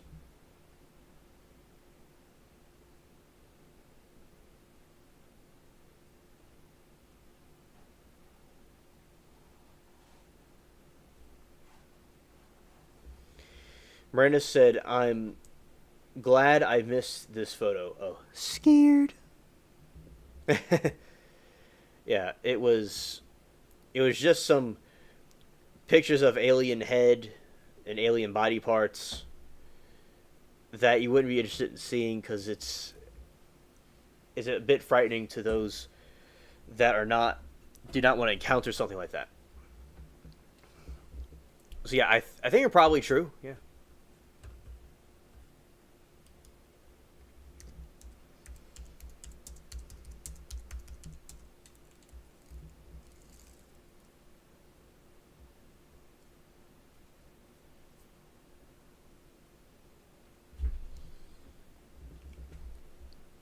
And this is a definition of Area 51. Area 51 is a highly classified U.S. Air Force facility located in the remote desert of southern Nevada, about 120 miles northwest of Las Vegas. While its official name is intense secrecy surrounding the base, has made it the focus of numerous conspiracy theories, most notably during the extraterrestrial life and UFOs. According to declassified government documents, Area 51 has served as a secret testing ground for advanced military craft, including reconnaissance in planes and stealth fighters.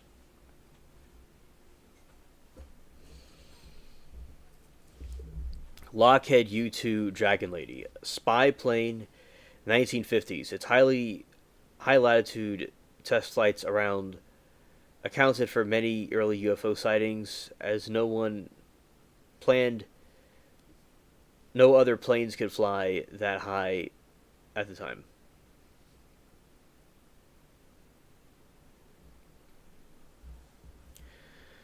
Located A12OX cart. Reconnaissance plane, the predecessor of the SR-71 Blackbird in 1960s. The F-117 Nighthawk stealth fighter in the 1970s and 1980s.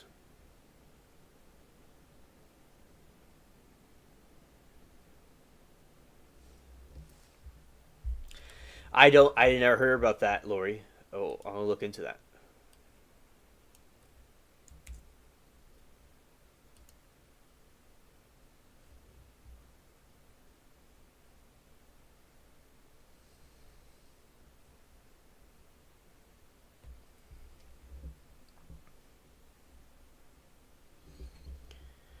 Lockheed A12. Okay.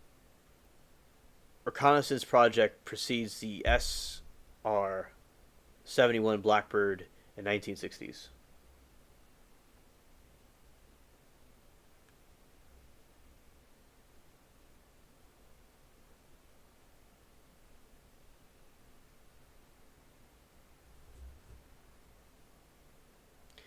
Lazar's claim, 1989. A man named Bob Lazar claimed to have worked at Area 51 on a project to reverse engineer alien technology, but he was later discredited. Oh, okay, Lori, understood.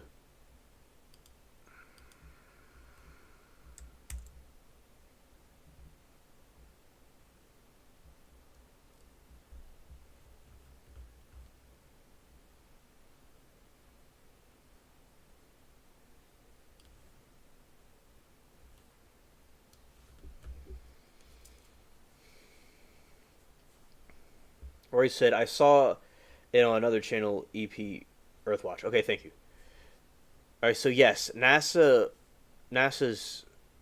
Perseverance rover recently found a mysterious rock formation on Mars composed of hundreds of tiny dark spheres. While some of these spheres have tiny pinholes, there have been no confirmed reports of a single spherical object with four perfectly uniform holes.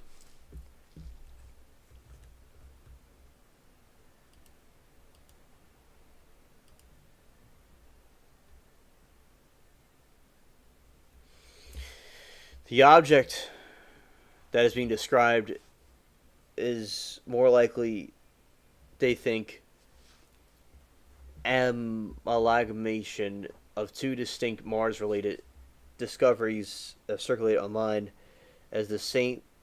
Paulus and rock and other related holes elsewhere on the planet.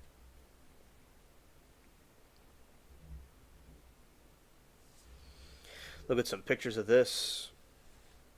That's very interesting. It looks like a pathway.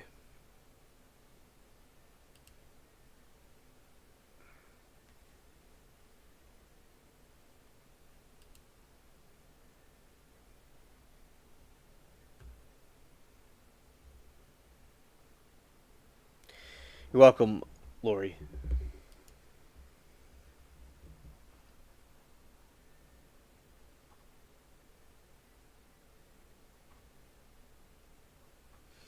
It's possible it could be. It could have been constructed by people or aliens. Still, though.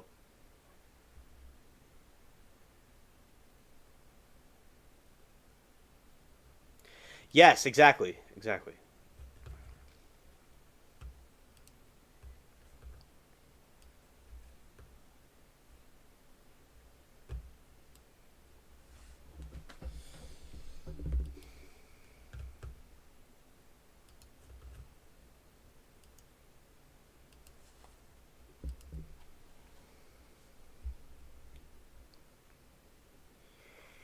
Oh, they're hexagonal.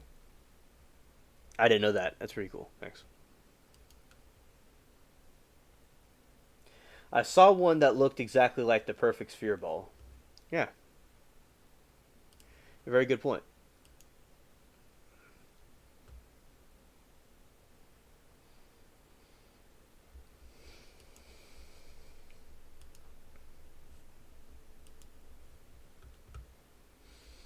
Yeah.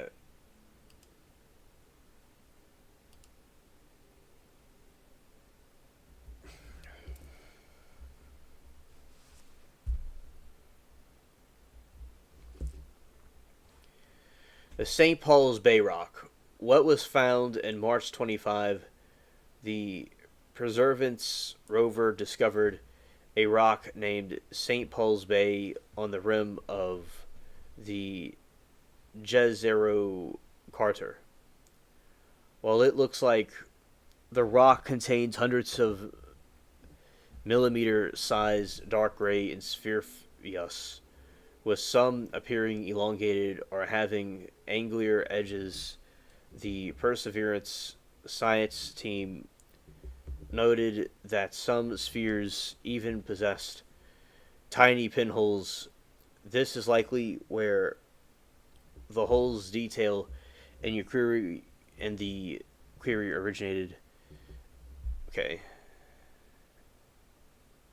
And the scientists are still studying its origins, but they suspect the spheres are concretions which are naturally occurring masses formed by minerals and ancient groundwater.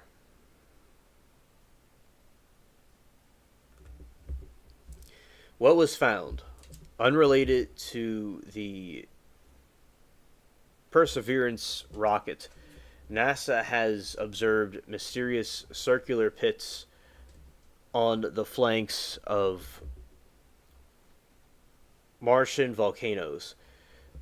This has been photographed by NASA's Mars Reconnaissance Orbiter.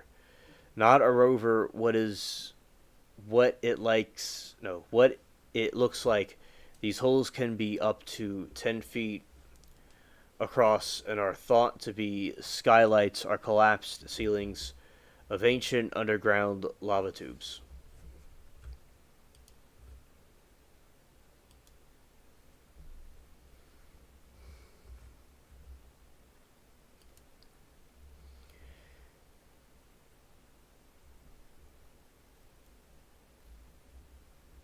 Reports of a single sphere with four uniform holes are likely results of a misinterpretation, misunderstanding. The St. Paul's Bay spheres have pinholes not for uniform holes, larger pits of the MRO are not the small spheres of objects. Images of St. Paul's Bay rock shows natural occurring varied formations, not a single man-made looking sphere with multiple holes.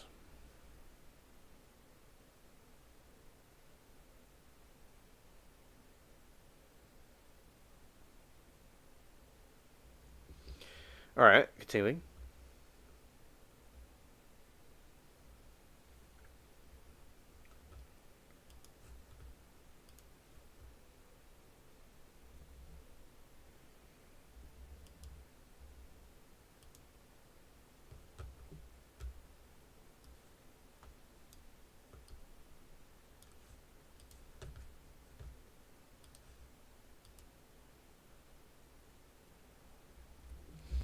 They think they got formed by gases and explosions, but that's a bit odd. Yeah, because gases and explosions is random. So for it to be articulated like that is quite a phenomenon, unless there's something more to it. Yes, Martian lava tubes can be explored, but the process presents significant challenges that require advanced technology. Several space agencies and academic researchers have developed concepts and tested robotic missions to scout out the to navigate these subterranean species.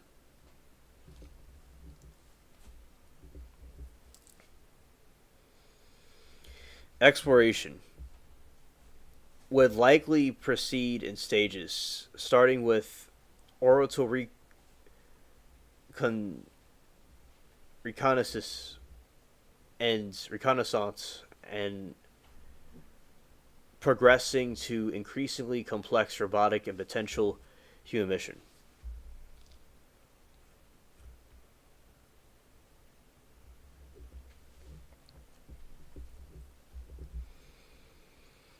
Reconnaissance rovers. Standard rovers like Perseverance are designed for surface travel. However, they can still scout the entrances of lava tubes known as skylights and collect initial data using sensors like LIDAR, specialized robots to enter the vertical shafts of skylights and traverse the rubble strewn floor of lava tubes. New types of robots are being developed. Repelling robots.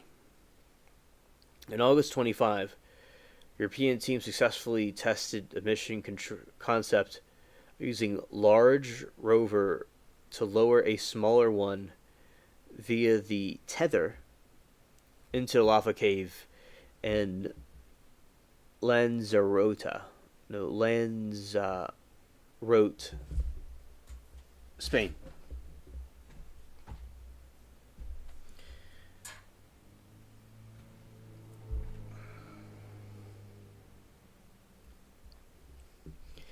Jumping and legged robots. Concepts for legged robots that can walk and jump over obstacles and lava tubes are also in development.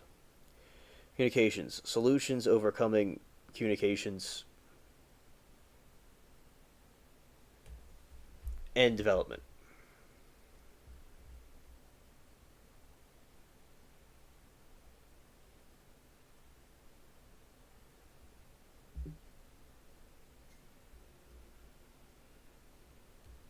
Hello, Druid.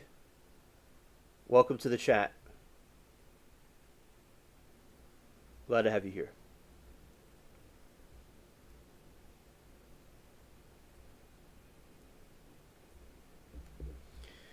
While still far in future humans have explored major goals as lava tubes offer a compelling location for future crewed bases astronauts would need.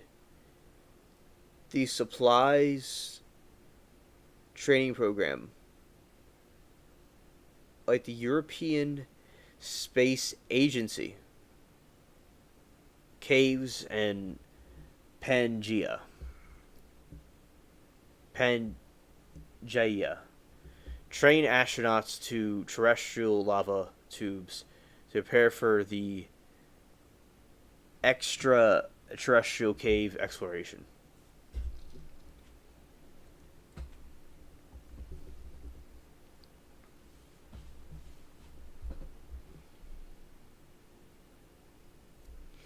Yes, Druid. That would be very useful in this situation, yes. Assisted descent. Scared. Accessing the tubes would likely require vertical descent systems, such as creates a tether to navigate the sheer walls of the skylight. Illumination and power. The permanent darkness inside the tubes require reliable long-term power and lighting systems. Temporary habits. Before permanent habits is built, astronauts would likely use infallible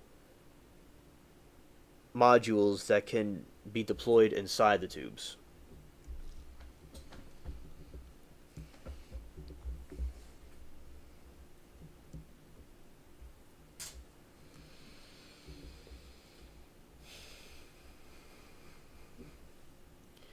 Benefits of exploring lava tubes.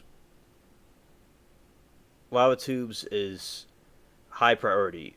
Goals of planetary scientists for several reasons. Astrobiology. The stable subterranean environments offer protection from surface radiation and temperature swings, making them prime locations to search for signs of past or present microbial life. Geology. The interior walls of tubes provide a cross-section of the planet's history and offer pristine samples of bedrock for study. Future habitats. Lava tubes are a promising location for human bases as rock sealing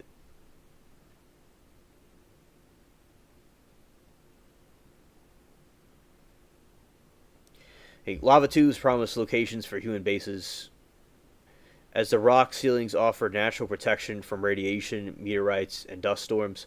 They also provide stable internal temperatures, reducing power needed for habitat climate control. That is something interesting I didn't know about. Now, let's see, with Mars in general, how can humans settle on it?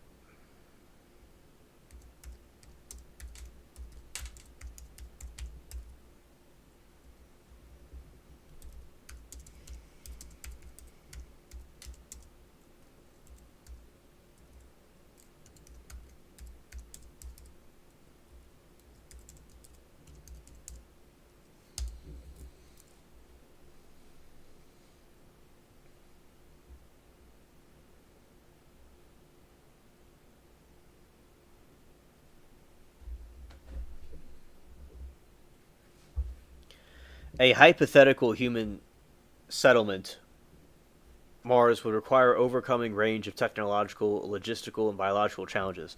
The process would likely involve a series of automated precursor missions, followed by crewed expeditions to establish a permanent self-sufficient base.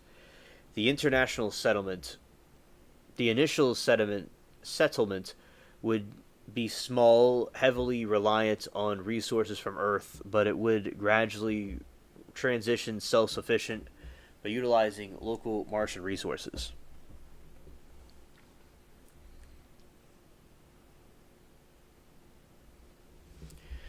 Robotic precursor missions. Before the first human arrive, a fleet of robotic missions would lay the groundwork for a permanent settlement. Site selection and resource analysts. Automated rovers would scout potential locations, particularly seeking areas with abundant surface, water, ice, and sunlight for power and natural shielding like lava tubes. Infrastructure construction. Robots and 3D printers would use local materials or regolith to reconstruct initial habitats, adding pads, radiation proof shelters, resource protection, and pseudo resource utilization technology would be sent ahead to begin harvesting resources. For example, NASA's Moxie experiment has already demonstrated extracting oxygen from the Martian atmosphere for rocket fuel and breathable air.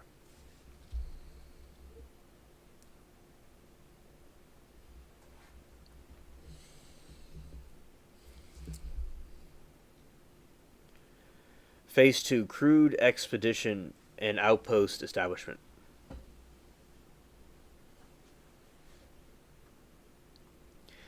Initial human crew would consist of a small, highly trained team of astronauts equipped with advanced technology and extensive supplies. Landing. The habitat set up after arriving, the crew would establish a base in the pre-built habitats, likely underground or heavily shielded, to protect against radiation.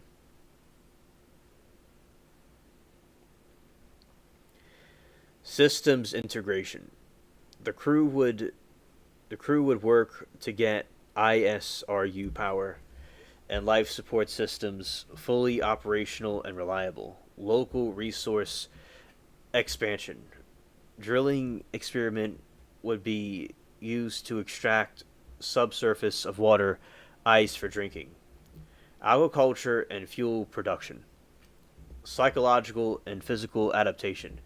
Astronauts would have to cope with long-term isolation, confinement, and communication delays. The effects of Mars' 38% gravity on human body,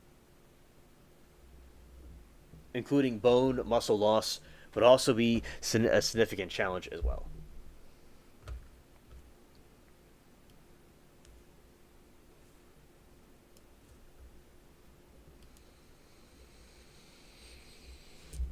Phase 3 Expansion and Self Sufficiency. As settlement grows, the focus would shift from survival to build a sustainable, independent colony. Expanded ISRU. Okay, I got dyslexic. Expanded ISRU. An industry automated factories and mines would ramp up the production of essential materials like metals, plastics, and glass from the Martian ores. Reminds me of the pirate game that I play sometimes with the lava cave. That's what it reminds me of. Biodomes in agriculture. Large pressurized greenhouse or biodomes would be constructed potentially in excavated lava tubes to grow food and recycle atmosphere. This would create closed loop life support systems. Power generation. Solar and potentially nuclear power plants would be expanded to support the growing population and industrial needs. Energy storage would be crucial during planet-wide dust storms. Population growth. With sufficient resources, more humans could be sent to Mars, as seen in past colonization efforts on Earth. Trade with home planet would develop.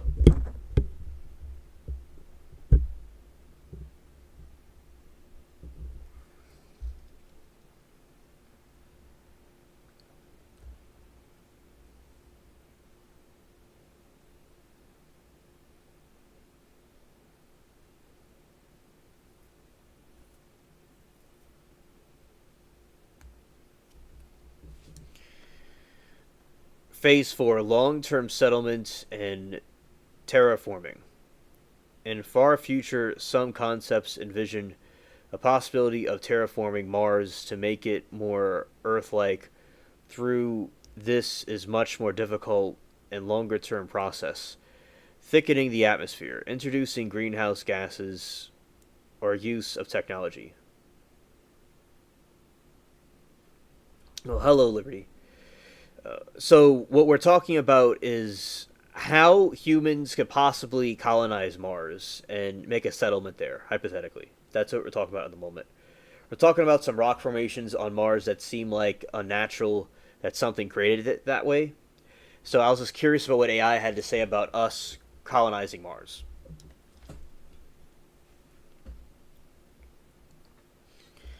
Phase 4, long-term settlement and terraforming. In the far future, some concepts envision the possibility of terraforming Mars to make it more Earth-like, though this is much more difficult and longer-term process. Thickening the atmosphere, introducing greenhouse gases, or use technologies like large orbital mirrors to warm planet to release CO2 from the polar caps. Restoring the magnetosphere develop. You're welcome, Liberty. Restoring the magnetosphere develop. Technologies to create an artificial planetary magnetosphere to protect against solar winds which have stripped Mars of most of its atmosphere.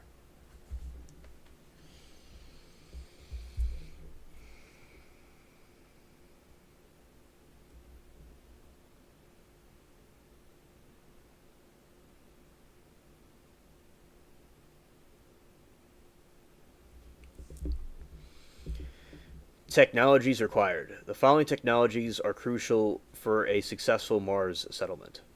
Reusable and affordable launch vehicles. SpaceX Starship is an example of a vehicle designed to ferry a large number of people and cargo to Mars at a relatively low cost. What's that even look like?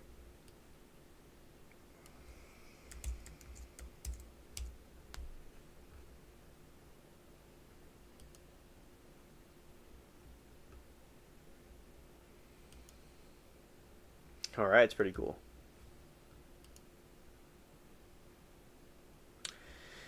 That is big. That is big.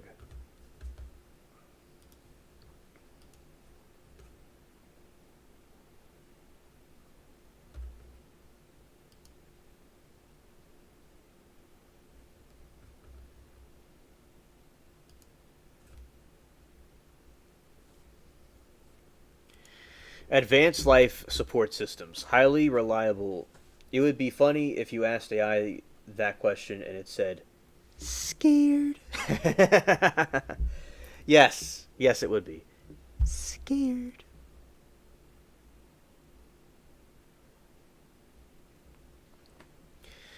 The following technologies are crucial for successful Mars settlement. Reusable and affordable launch vehicles. SpaceX's Starship, or I read that, okay. And advanced life support systems and radiation shielding. Habitats and rovers must be heavily shielded with materials like water or Martian regolith to protect against cosmic radiation.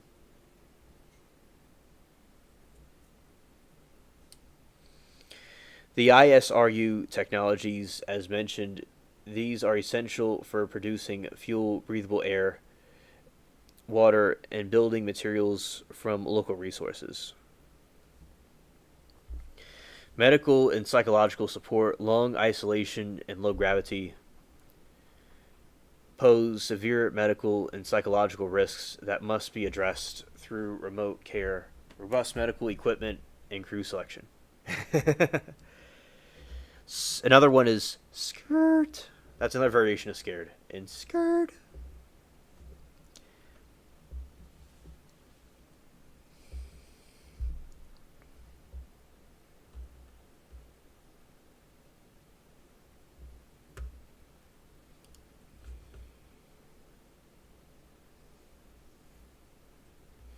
These are some concepts of people on Mars.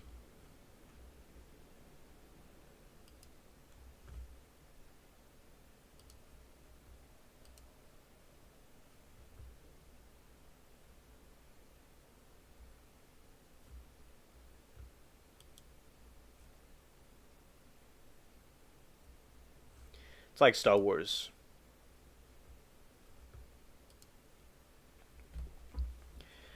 The settlement on Mars involves complex ethical considerations regarding planetary contamination, the well being of settlers, equitable access to resources, whether humanity should alter on other planets. The discussion extends beyond mere technological feasibility to fundamental questions about human values and our role in the universe.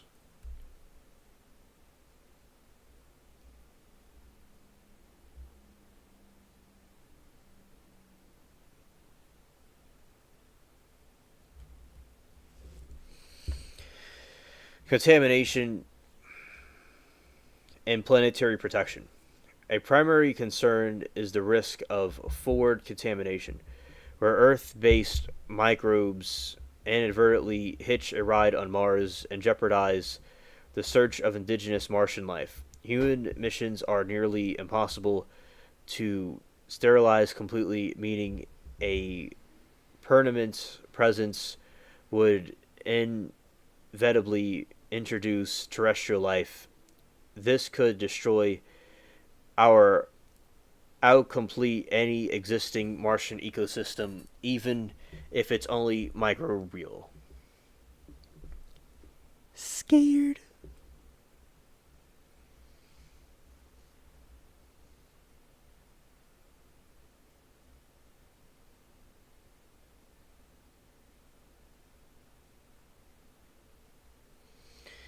Terraforming and planetary preservation. The long term plan of Mars advocates is to terraform the planet, making its atmosphere and temperature more Earth like. This raises profound ethical questions about whether humanity has the right to alter or play God with entire celestial body. Critics argue that Mars has value as a unique wilderness and should be preserved in its natural state.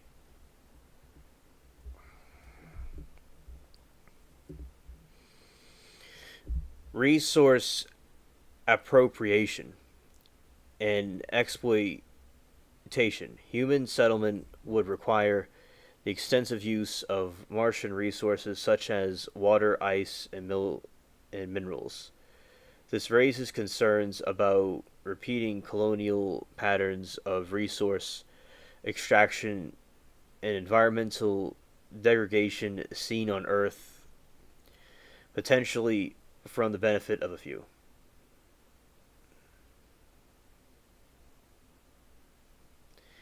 We're talking about people on Mars.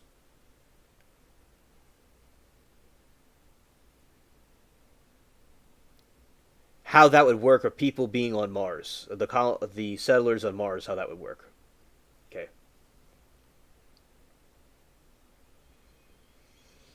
Settler well-being and social equality.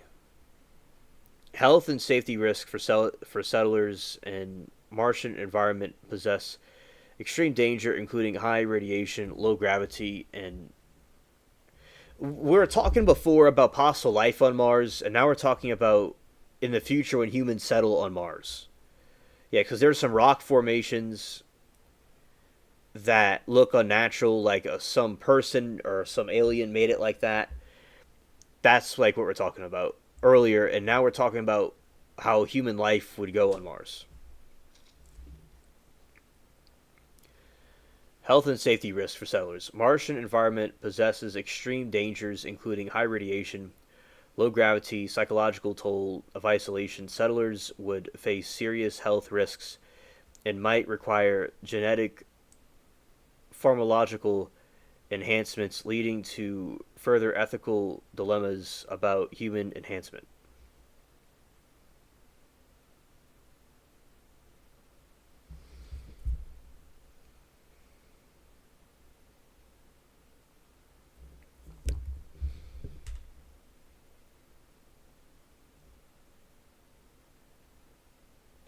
Okay, Liberty, thank you for coming. See you later. Kay said people on Mars left Mars and came to Earth. We are the Martians. We destroyed Mars and came to here. LO. Yeah, I've heard the conspiracy theories, which I've studied about, that humans originally were on Mars and then we came here at some point in the distant past.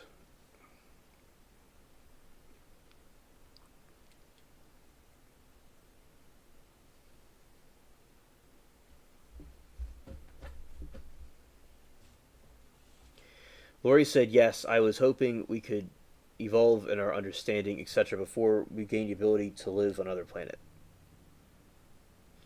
Yes, Lori, I agree. Yes.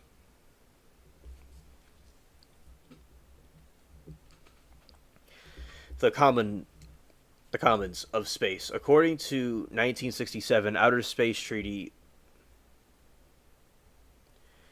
no signal nation can claim sovereignty over a celestial body.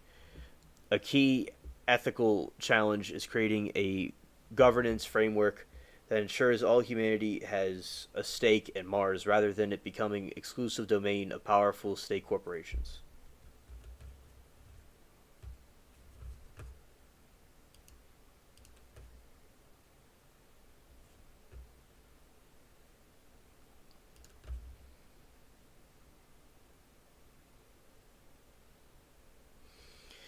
Reflecting on Earth's colonial history, some scholars argue that space colonization rhetoric mirrors the manifestation destiny of earthly colonialism, potentially repeating the historical patterns of dispossession and exploitation. The language of settling a new frontier can be intensive to indigenous histories on Earth and may lead to failure to learn from past mistakes.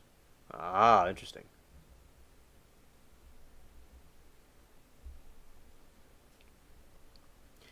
Inclusion of indigenous perspectives. It is increasingly argued that discussions about space ethics have been dominated by Western worldview, incorporating diverse perspectives, including those of indigenous people with long histories and relationships with celestial bodies, is considered vital to ensure space exploration benefits all of humanity.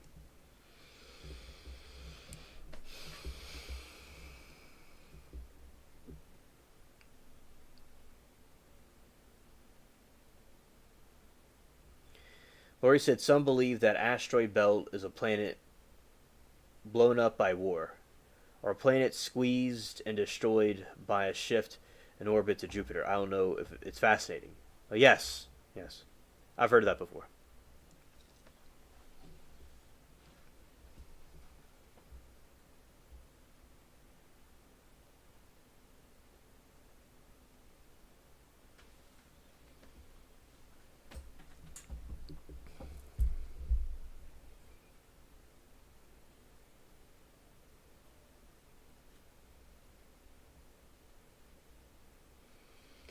Humanity's back plan. A common argument for Mars settlement is that it serves as a back plan of humanity in the events of an extinction level event on Earth. However, some question whether massive resources required for the endeavor could be better used to solve Earth's more immediate problems, such as climate change, disease, poverty. Is it worth the risk? The severe health, safety, and financial risks of Martian settlement led to some question if its project is dangerous, delusion raised by Ultranian dilemma due to potential benefits of Mars colony outweigh the immense costs and risks of first settlers' planet itself.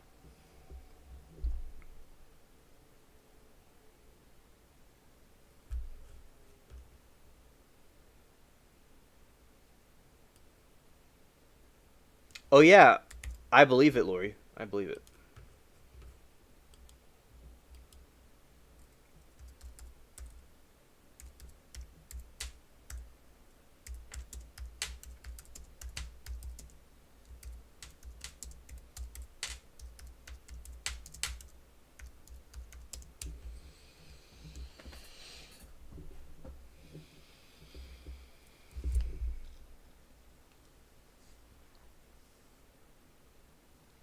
The idea that humans originate on Mars is there's a conspiracy that microscopic life may have migrated from Mars to Earth with baseless claims about Martian civilization. Okay, so I'm just trying to see to summarize the theory.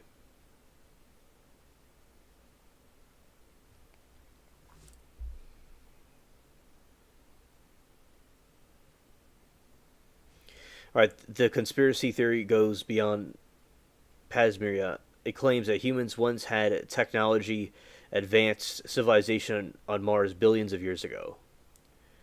Proponents of this theory suggest that humans destroyed Mars in a nuclear war, turning it into a barren planet. They then fled to Earth, started over as microorganisms, and went through the process of evolution again. Some versions also claimed that the red color. Oh, hello, Greg. Good to see you, buddy. We're talking about theories about Mars right now.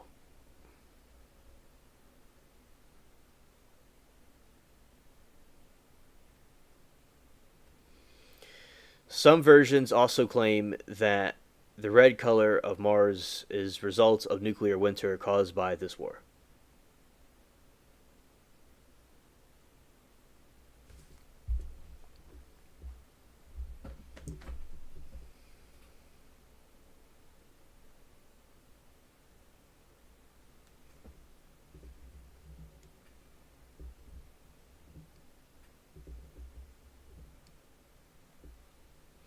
The legitimate scientific theory is called the panspermia.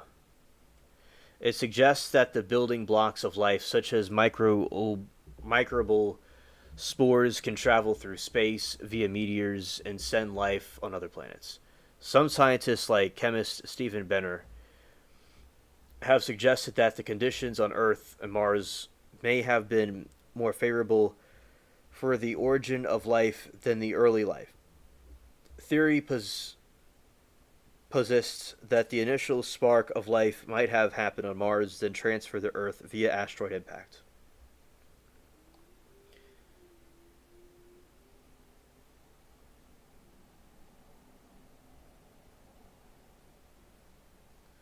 Wandering stars, later called planets.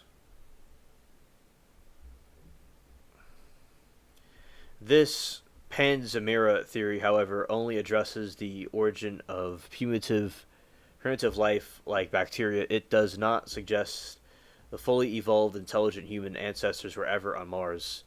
Their theories still speculative. There is no conclusive evidence, they say.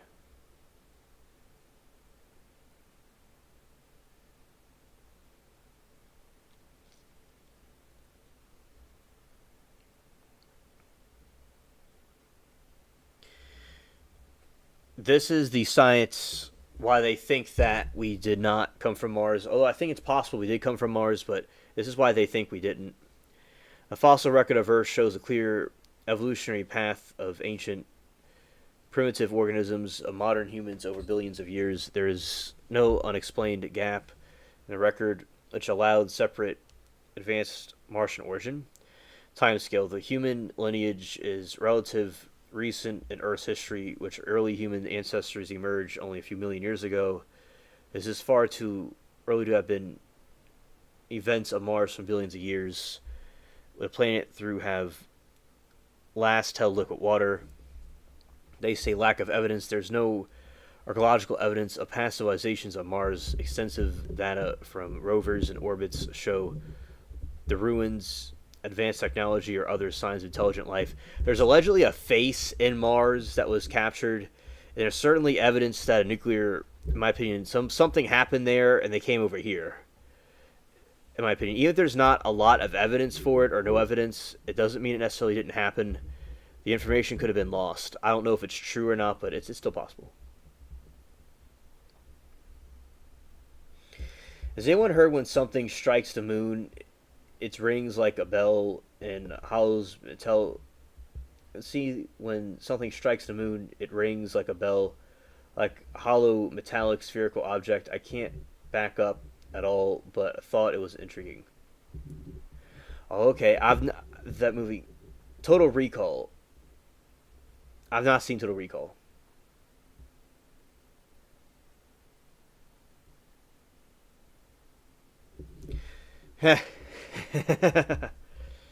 Scared. Lori, scared. And Kay said also heard that the moon isn't a solid object, but rather a light source, much like the sun, but dimmer. Interesting. Atmospheric loss. Scientists believe Mars lost atmosphere over billions of years ago due to its lack of global magnetic field, which allowed solar winds to strip it away, and the red color of the planet it caused by iron oxidized to rust on the surface, not by nuclear event. Now there's a theory that ancient Egypt was an advanced civilization with electricity and stuff, and then some war happened, and we went back into the Stone Age. That's another theory that I think is interesting. Okay, Lori. Yes. Genetic evidence. The human genetic code is linked to other life on Earth, tracing a single tree of life. Human life on Earth, tracing a single tree of life, demonstrates that common ancestors shared with all terrestrial life, not a separate X with planetary origin. Yes, I do. I do.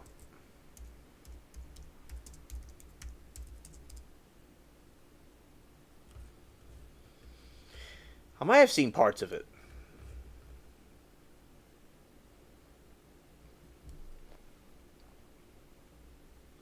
Okay.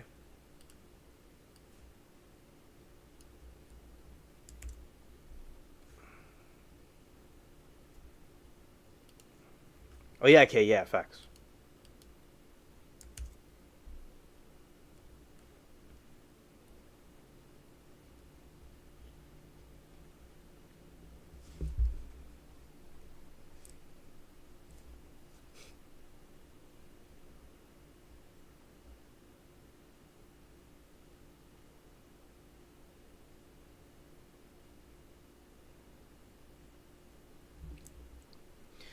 Greg Bandon, a prominent figure in the New Age movement, makes several claims about human chromosome 2, particularly in his Human by Design. His theories, however, contradict established scientific consensus on the matter. Brandon's claims that human chromosome 2 is evidence of international direct mutation is an external identification force, which he views as proof of a design beyond standard evolutionary theory, he asserts. Rapid non random fusion. Brandon argues that the fusion of two ancestral chromosomes to create chromosome 2 was too rapid and precise to have occurred through random mutation alone. Challenges from Timu. Joking. Challenges to gradual evolution. He suggests that this evident, along with other genetic and fossil findings,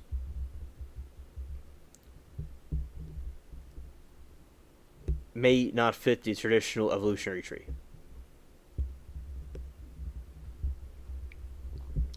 Lori said Google snippet, human chromosome 2 is the result of a head-to-head fusion of two ancestral chromosomes that remain separate in other great apes. Oh, okay, Lori, thank you. Hello, Aaron. Oh, I'm glad to see you. Okay, Aaron, thank you for clicking the like button and telling me hello. It's always great to see you.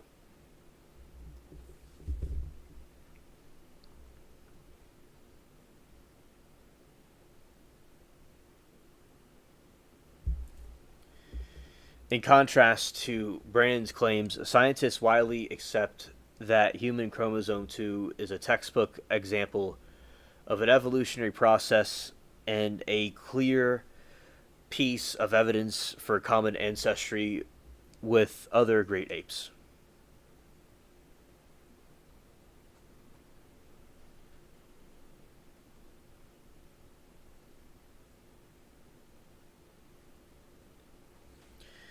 Chromosomal fusion. Humans have 23 pairs of chromosomes, while great apes like chimpanzees, gorillas, and orangutans have 24. For decades, geneticists theorized that human chromosomes 2 was formed by the head to head fusion of two ancestral chromosomes that remain separate in other primates. And why we haven't found a link between our supposed primate ancestors. That would explain why some of the hybrid animals from the past. Oh, interesting, yes. Evidence of fusion. This theory was definitive proven by Human Genome Project, which revealed specific genetic markers of a fusion event on human chromosome 2, an active centromer. A chromosome normally has one chromosome constricted region that attaches to a spinal fibers during cell division. Human chromosome has one active centromer and remnants of a second inactive one.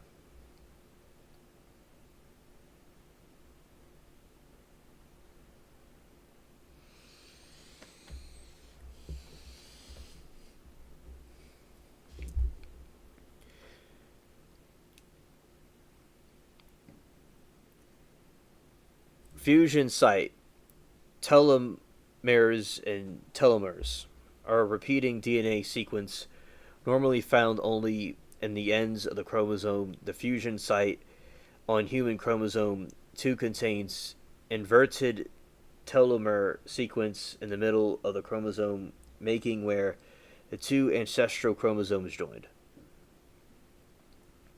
Matching 8 chromosomes.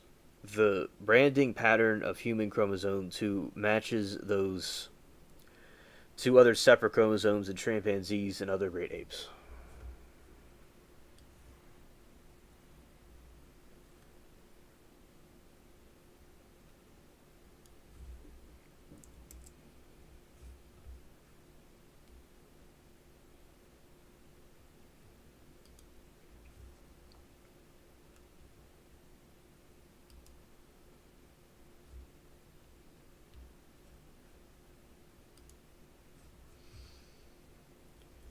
Fusion site telomeres. All right. DNA sequence. Okay. Report DNA sequence normally found only at two ends of the chromosomes in fusion site on a human chromosome 2 contain inverted telomere sequence in the middle of the chromosome, marking where the two ancestral chromosomes joined. Matching 8 chromosomes. The banding patterns of human chromosome 2 match those of two separate chromosomes in chimpanzees and other great apes. Timeline and impact. While some of Brandon's earlier claims incorrectly dated the fusion event, subsequent peer review studies have refined the timeline and clarification that this type of large scale mutation is known through rare evolutionary event. This would have created a reproductive barrier, reinforcing the divergence between early human ancestors and other primate species.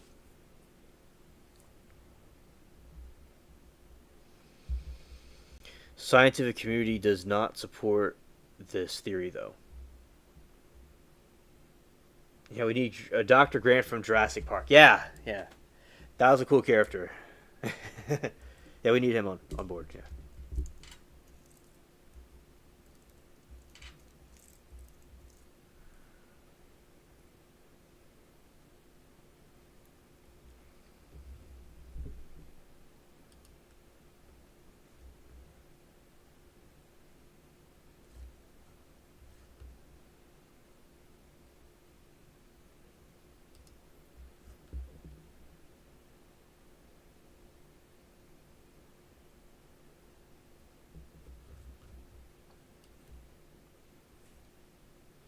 Okay.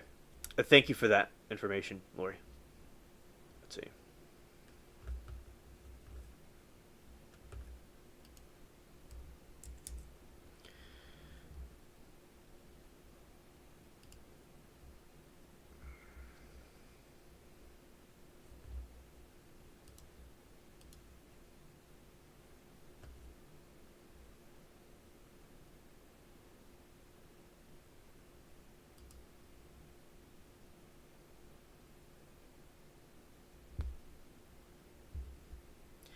Yeah, I do agree.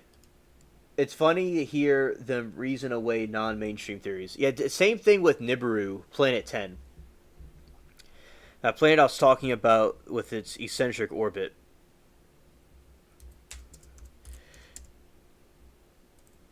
Because people are so like thinking that their theory is correct and they want to censor the other theory, but it came out later that Nibiru is likely true.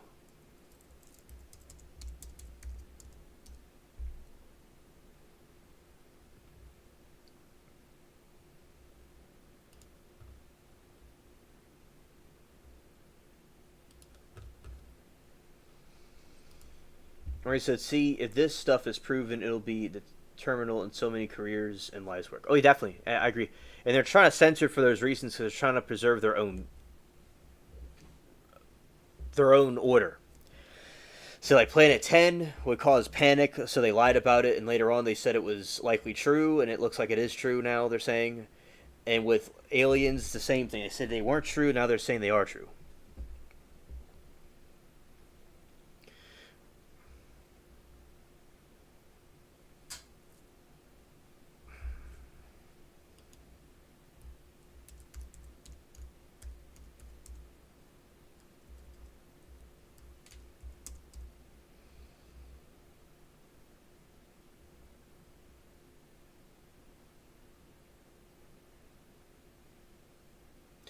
Yeah, yeah.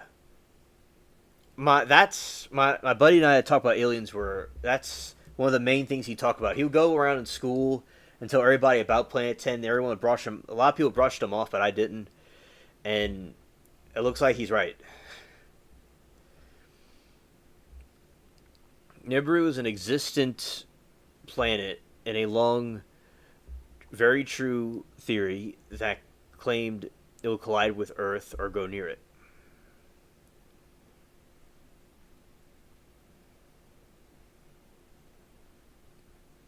All right.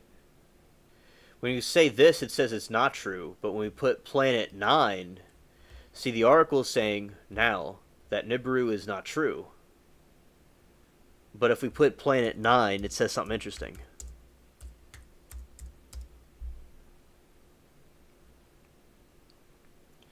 But if you put Planet 9, it says it is true, because it's really Planet 10. And they say Nibiru is not true, but Planet 9 is maybe true. You see there? See the wording? They want to admit that they're wrong. Planet 9 is a hypothetical undiscovered planet through the existence of our outer reaches of the solar system. Unlike the thoroughly debunked conspiracy theory of Nibiru, Planet 9 hypothesis is a legitimate scientific idea based on observation of particular orbits of smaller objects in the Kuiper Belt. Are you kidding me? It's the same planet. Before it was Planet 10, then they said it's Planet 9. They just want to downplay it as much as possible.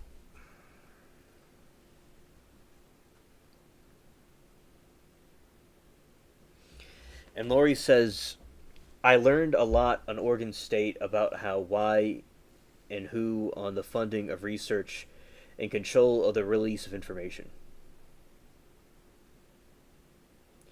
Okay, I believe Pluto is Planet 9, but it's not considered a planet anymore.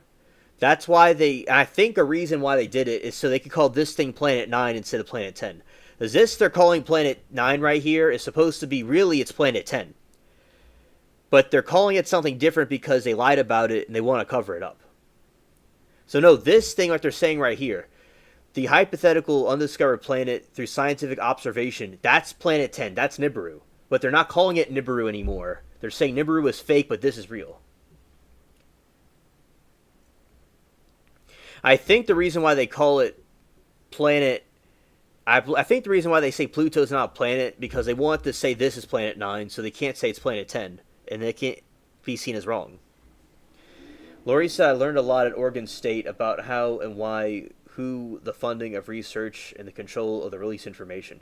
Well, I'm glad you learned that, because a lot of us have theories about the research institutions could be nefariously funded for propaganda reasons. So there you go. Thank you, Lori, for your take on that one. Yeah, definitely. scientific evidence. The theory originating in 2016 from Caltech researchers Konstantin Batygin and Mike Brown first described how the gravitational influence of a large unseen planet could explain the strange behavior of several distant ice bodies.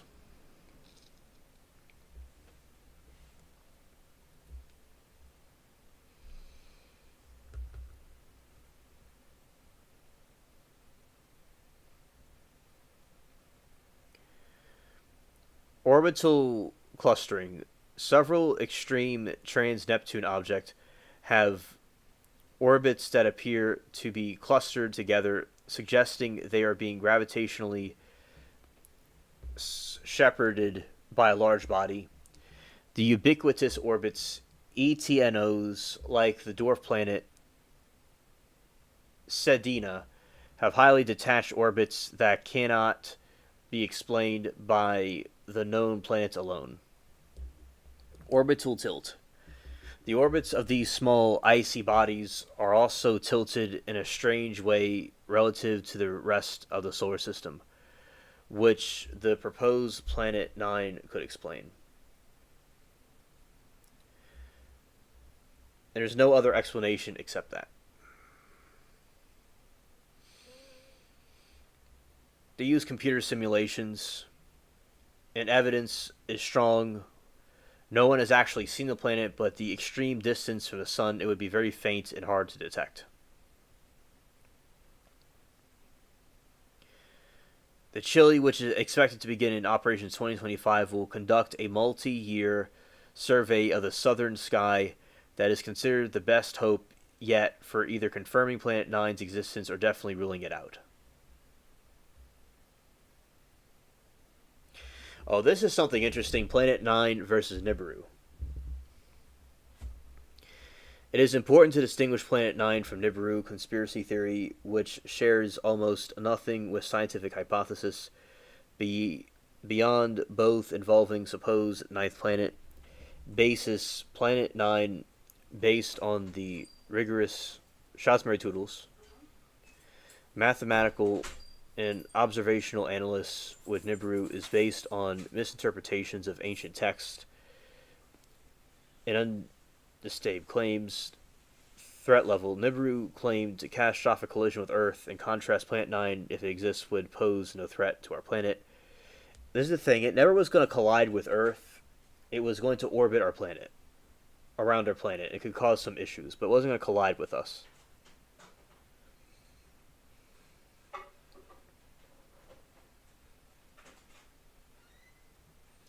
I believe so, Kay, but I'm going to look that up to make sure.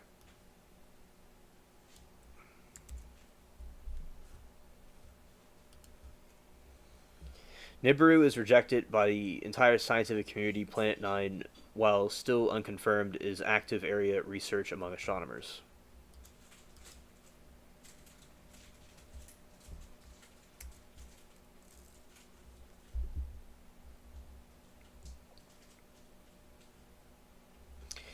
Yes, the southern sky refers to the portion of the sky, or more accurately, the southern celestial hemisphere that is observed from southern hemisphere. It is the half of the celestial sphere that lies south of the celestial equator, which is projection of Earth's equator into space. The constellations and deep sky objects visible to the southern sky are different from those seen in the northern sky. There's some overlap for observations near the equator.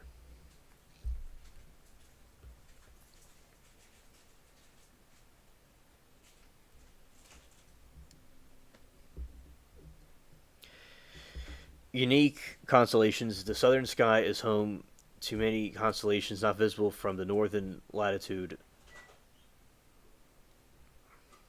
such as Crux, Southern Cross, the Carina, Centrius, and the small, large Magellanic clouds, which are satellite galaxies of the Milky Way. Different North Pole. North sky features a bright pole star Polaris that marks the north celestial pole. In contrast, the southern celestial pole is not marked by a bright star, and observers must use astromisms, no, asterisms, like the Southern Cross to navigate.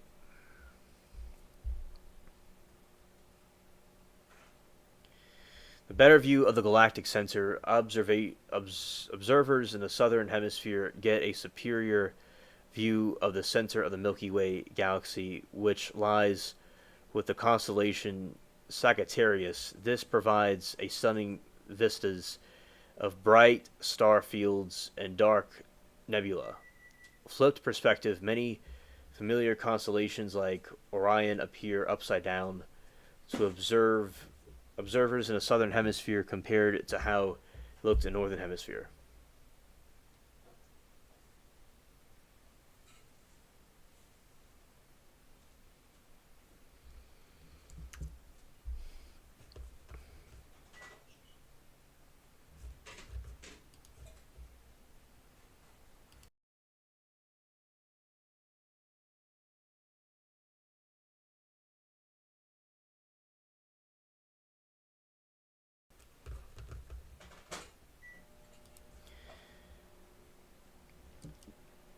Lori said, "We're getting so deep here, and I'm still trying to fathom how Australia has Christmas in summer."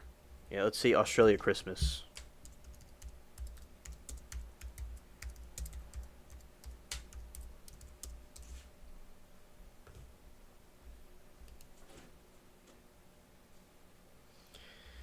Yeah, it looks like they certainly do.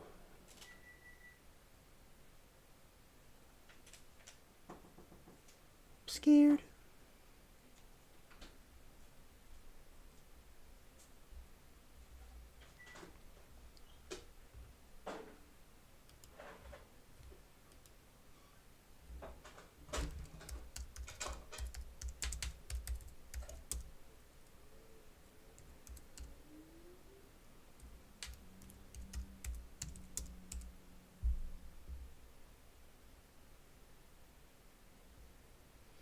In Australia, Christmas occurs during the summer, leading to unique traditions that take advantage of the warm, sunny weather. Instead of white Christmas, Australians often have beach barbecues, outdoor celebrations, and enjoy lighter seasonal food.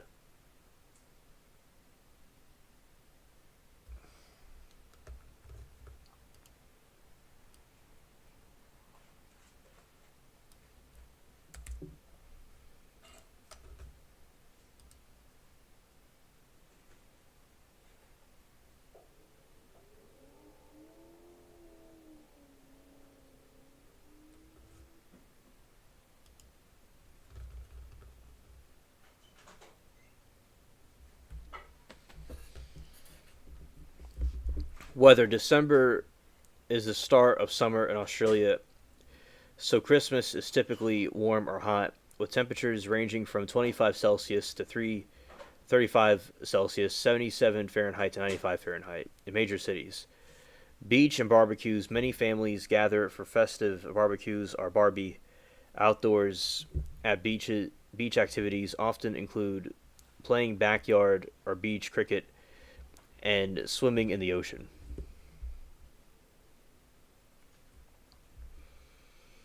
Santa's attire. Due to the heat, Santa Claus is sometimes playfully depicted wearing broad shorts and sunglasses and a hat instead of heavy suit.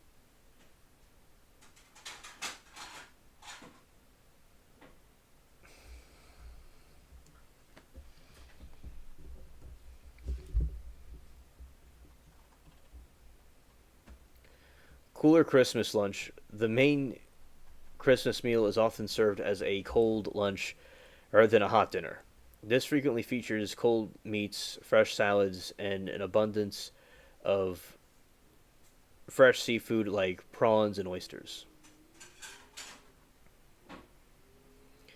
Desserts. Dessert is the highlight and includes light options suitable for summer. Popular choices are pavlova, turtle fish, fresh and seasonal fruits like mangoes and cherries. Traditional classics. Some families still incorporate traditional brush Christmas elements and include roast turkey, Christmas ham, and pudding. Through these may be served in cold to accommodate the heat.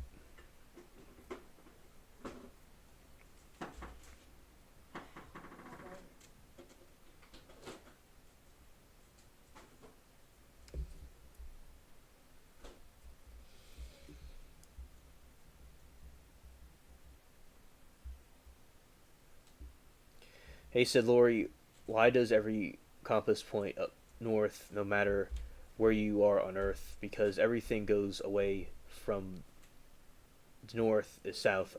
Think about that.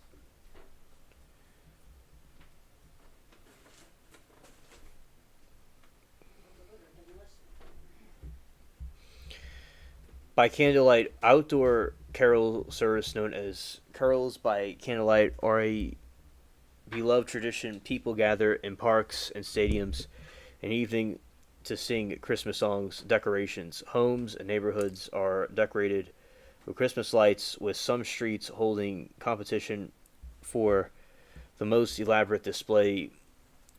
Festive themes include both traditional winter scenes and summer motifs like Palm Beach, native plains, and some Australians decorate with native plants like Christmas brush, which has some small red and green leaves.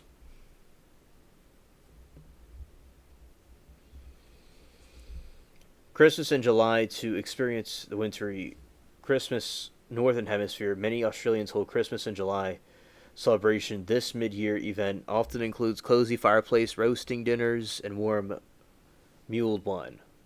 That's interesting.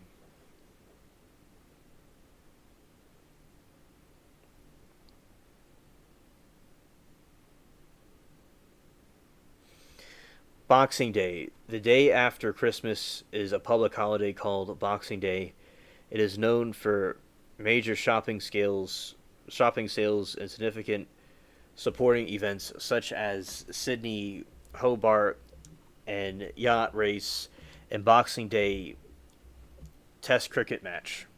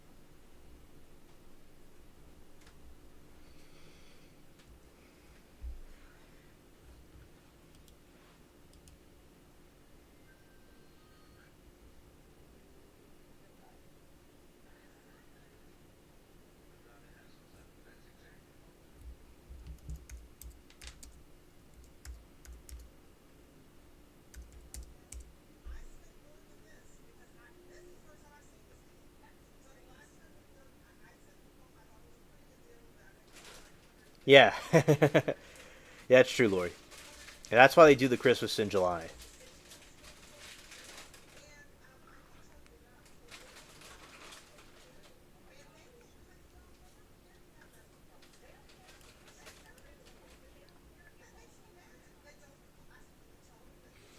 Beyond using the Southern Cross, there are several methods defined in the Southern Hemisphere using bright stars and constellations. These are often lies precise using pole star, but are accurate enough for to generate navigation. Locate Sirius. Find Sirius, the brightest star in the entire sky, which is part of the constellation of Canis Major. Locate the Canopius. Find second brightest star, which is located in the constellation of Carina. Find the celestial pole. Imagine a line from Sirius passing through Canopius and extending approximately the same distance again. This point will be very near the South Celestial Pole.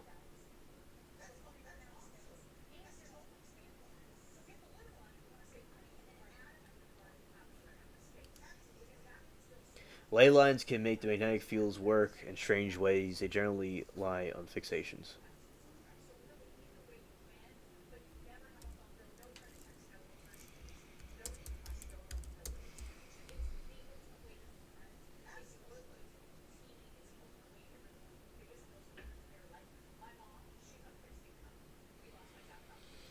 Ley lines are the subject of pseudoscientific theory that proposes the ancient sites and significant landmarks are connected by straight visual lines.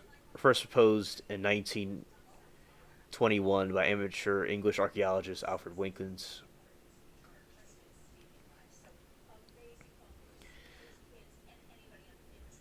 Earth energies, healing powers. Lines part of global energy that intersect points, particularly powerful places, often where sacred sites were built to harness this energy. Oh, interesting. Broader alignments. The concept has been extended beyond Britain to include major landmarks worldwide, such as Stonehenge and the pyramids of Giza and Picchu. Bright Empire series. Okay, thank you, Lori.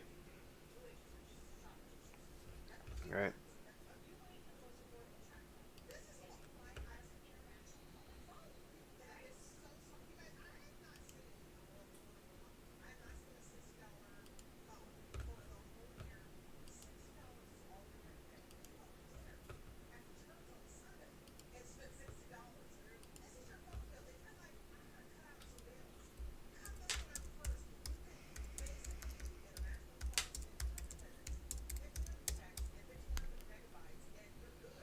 All right. Here's something we're gonna play that we like playing sometimes. All right. Let's see.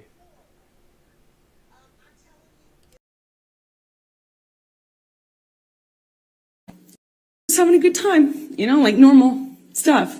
So I just smiled, made a joke about how trashed the trailer got, and we had to get the manager, who started off furious that Johnny had wrecked the thing.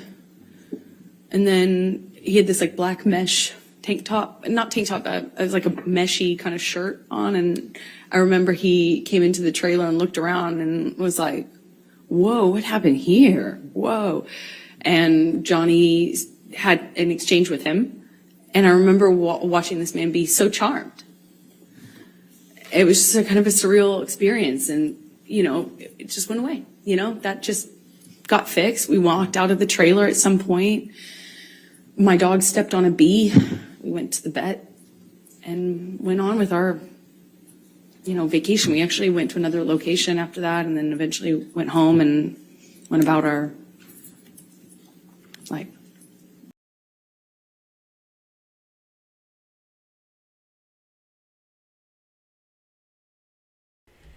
Yeah, that was that's one of my favorite scenes. And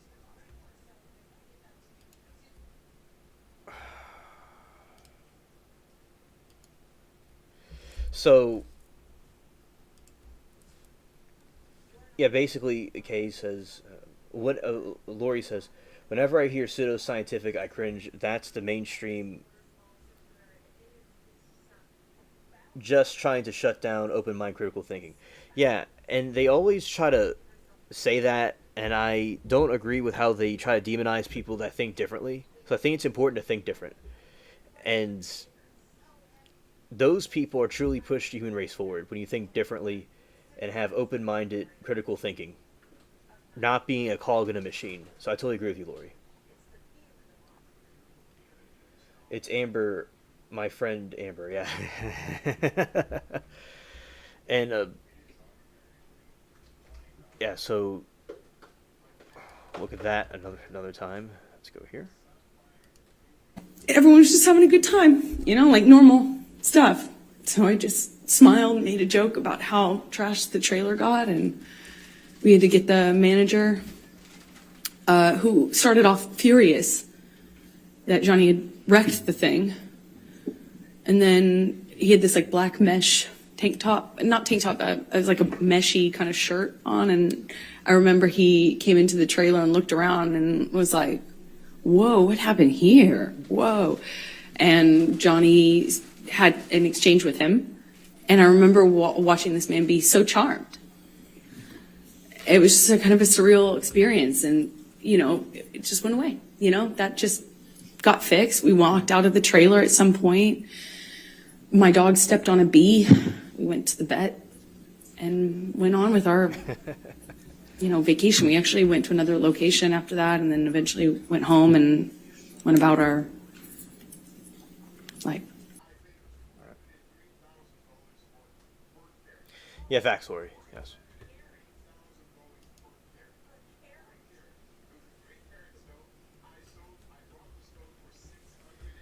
All right, checking something here. Let's see.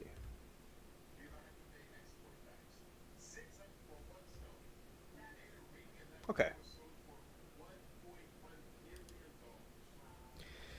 So, go over here.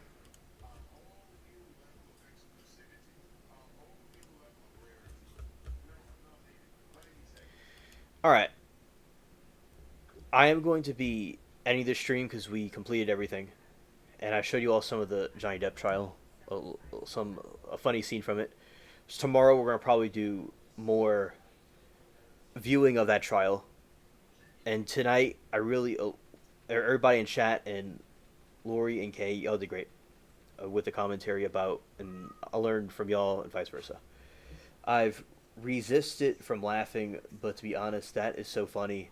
My dog stepped on a bee. I'm dying laughing. I know, it's such a ridiculous thing to say, and she thought that would be a good comeback, but it wasn't. It failed. It backfired. Where he said, a healer once told me that about 95% of us here to keep the wheels turning and to keep things steady. The other 5% of us are the ones who ask the difficult questions and challenge the status quo. Oh yeah, and I think challenging the status quo is very important to do, because that really brings, you know, civilization to what it has to do. And people, they could quote people, they could disagree with people that think differently. But the only thing they can't do is ignore them, because they change things.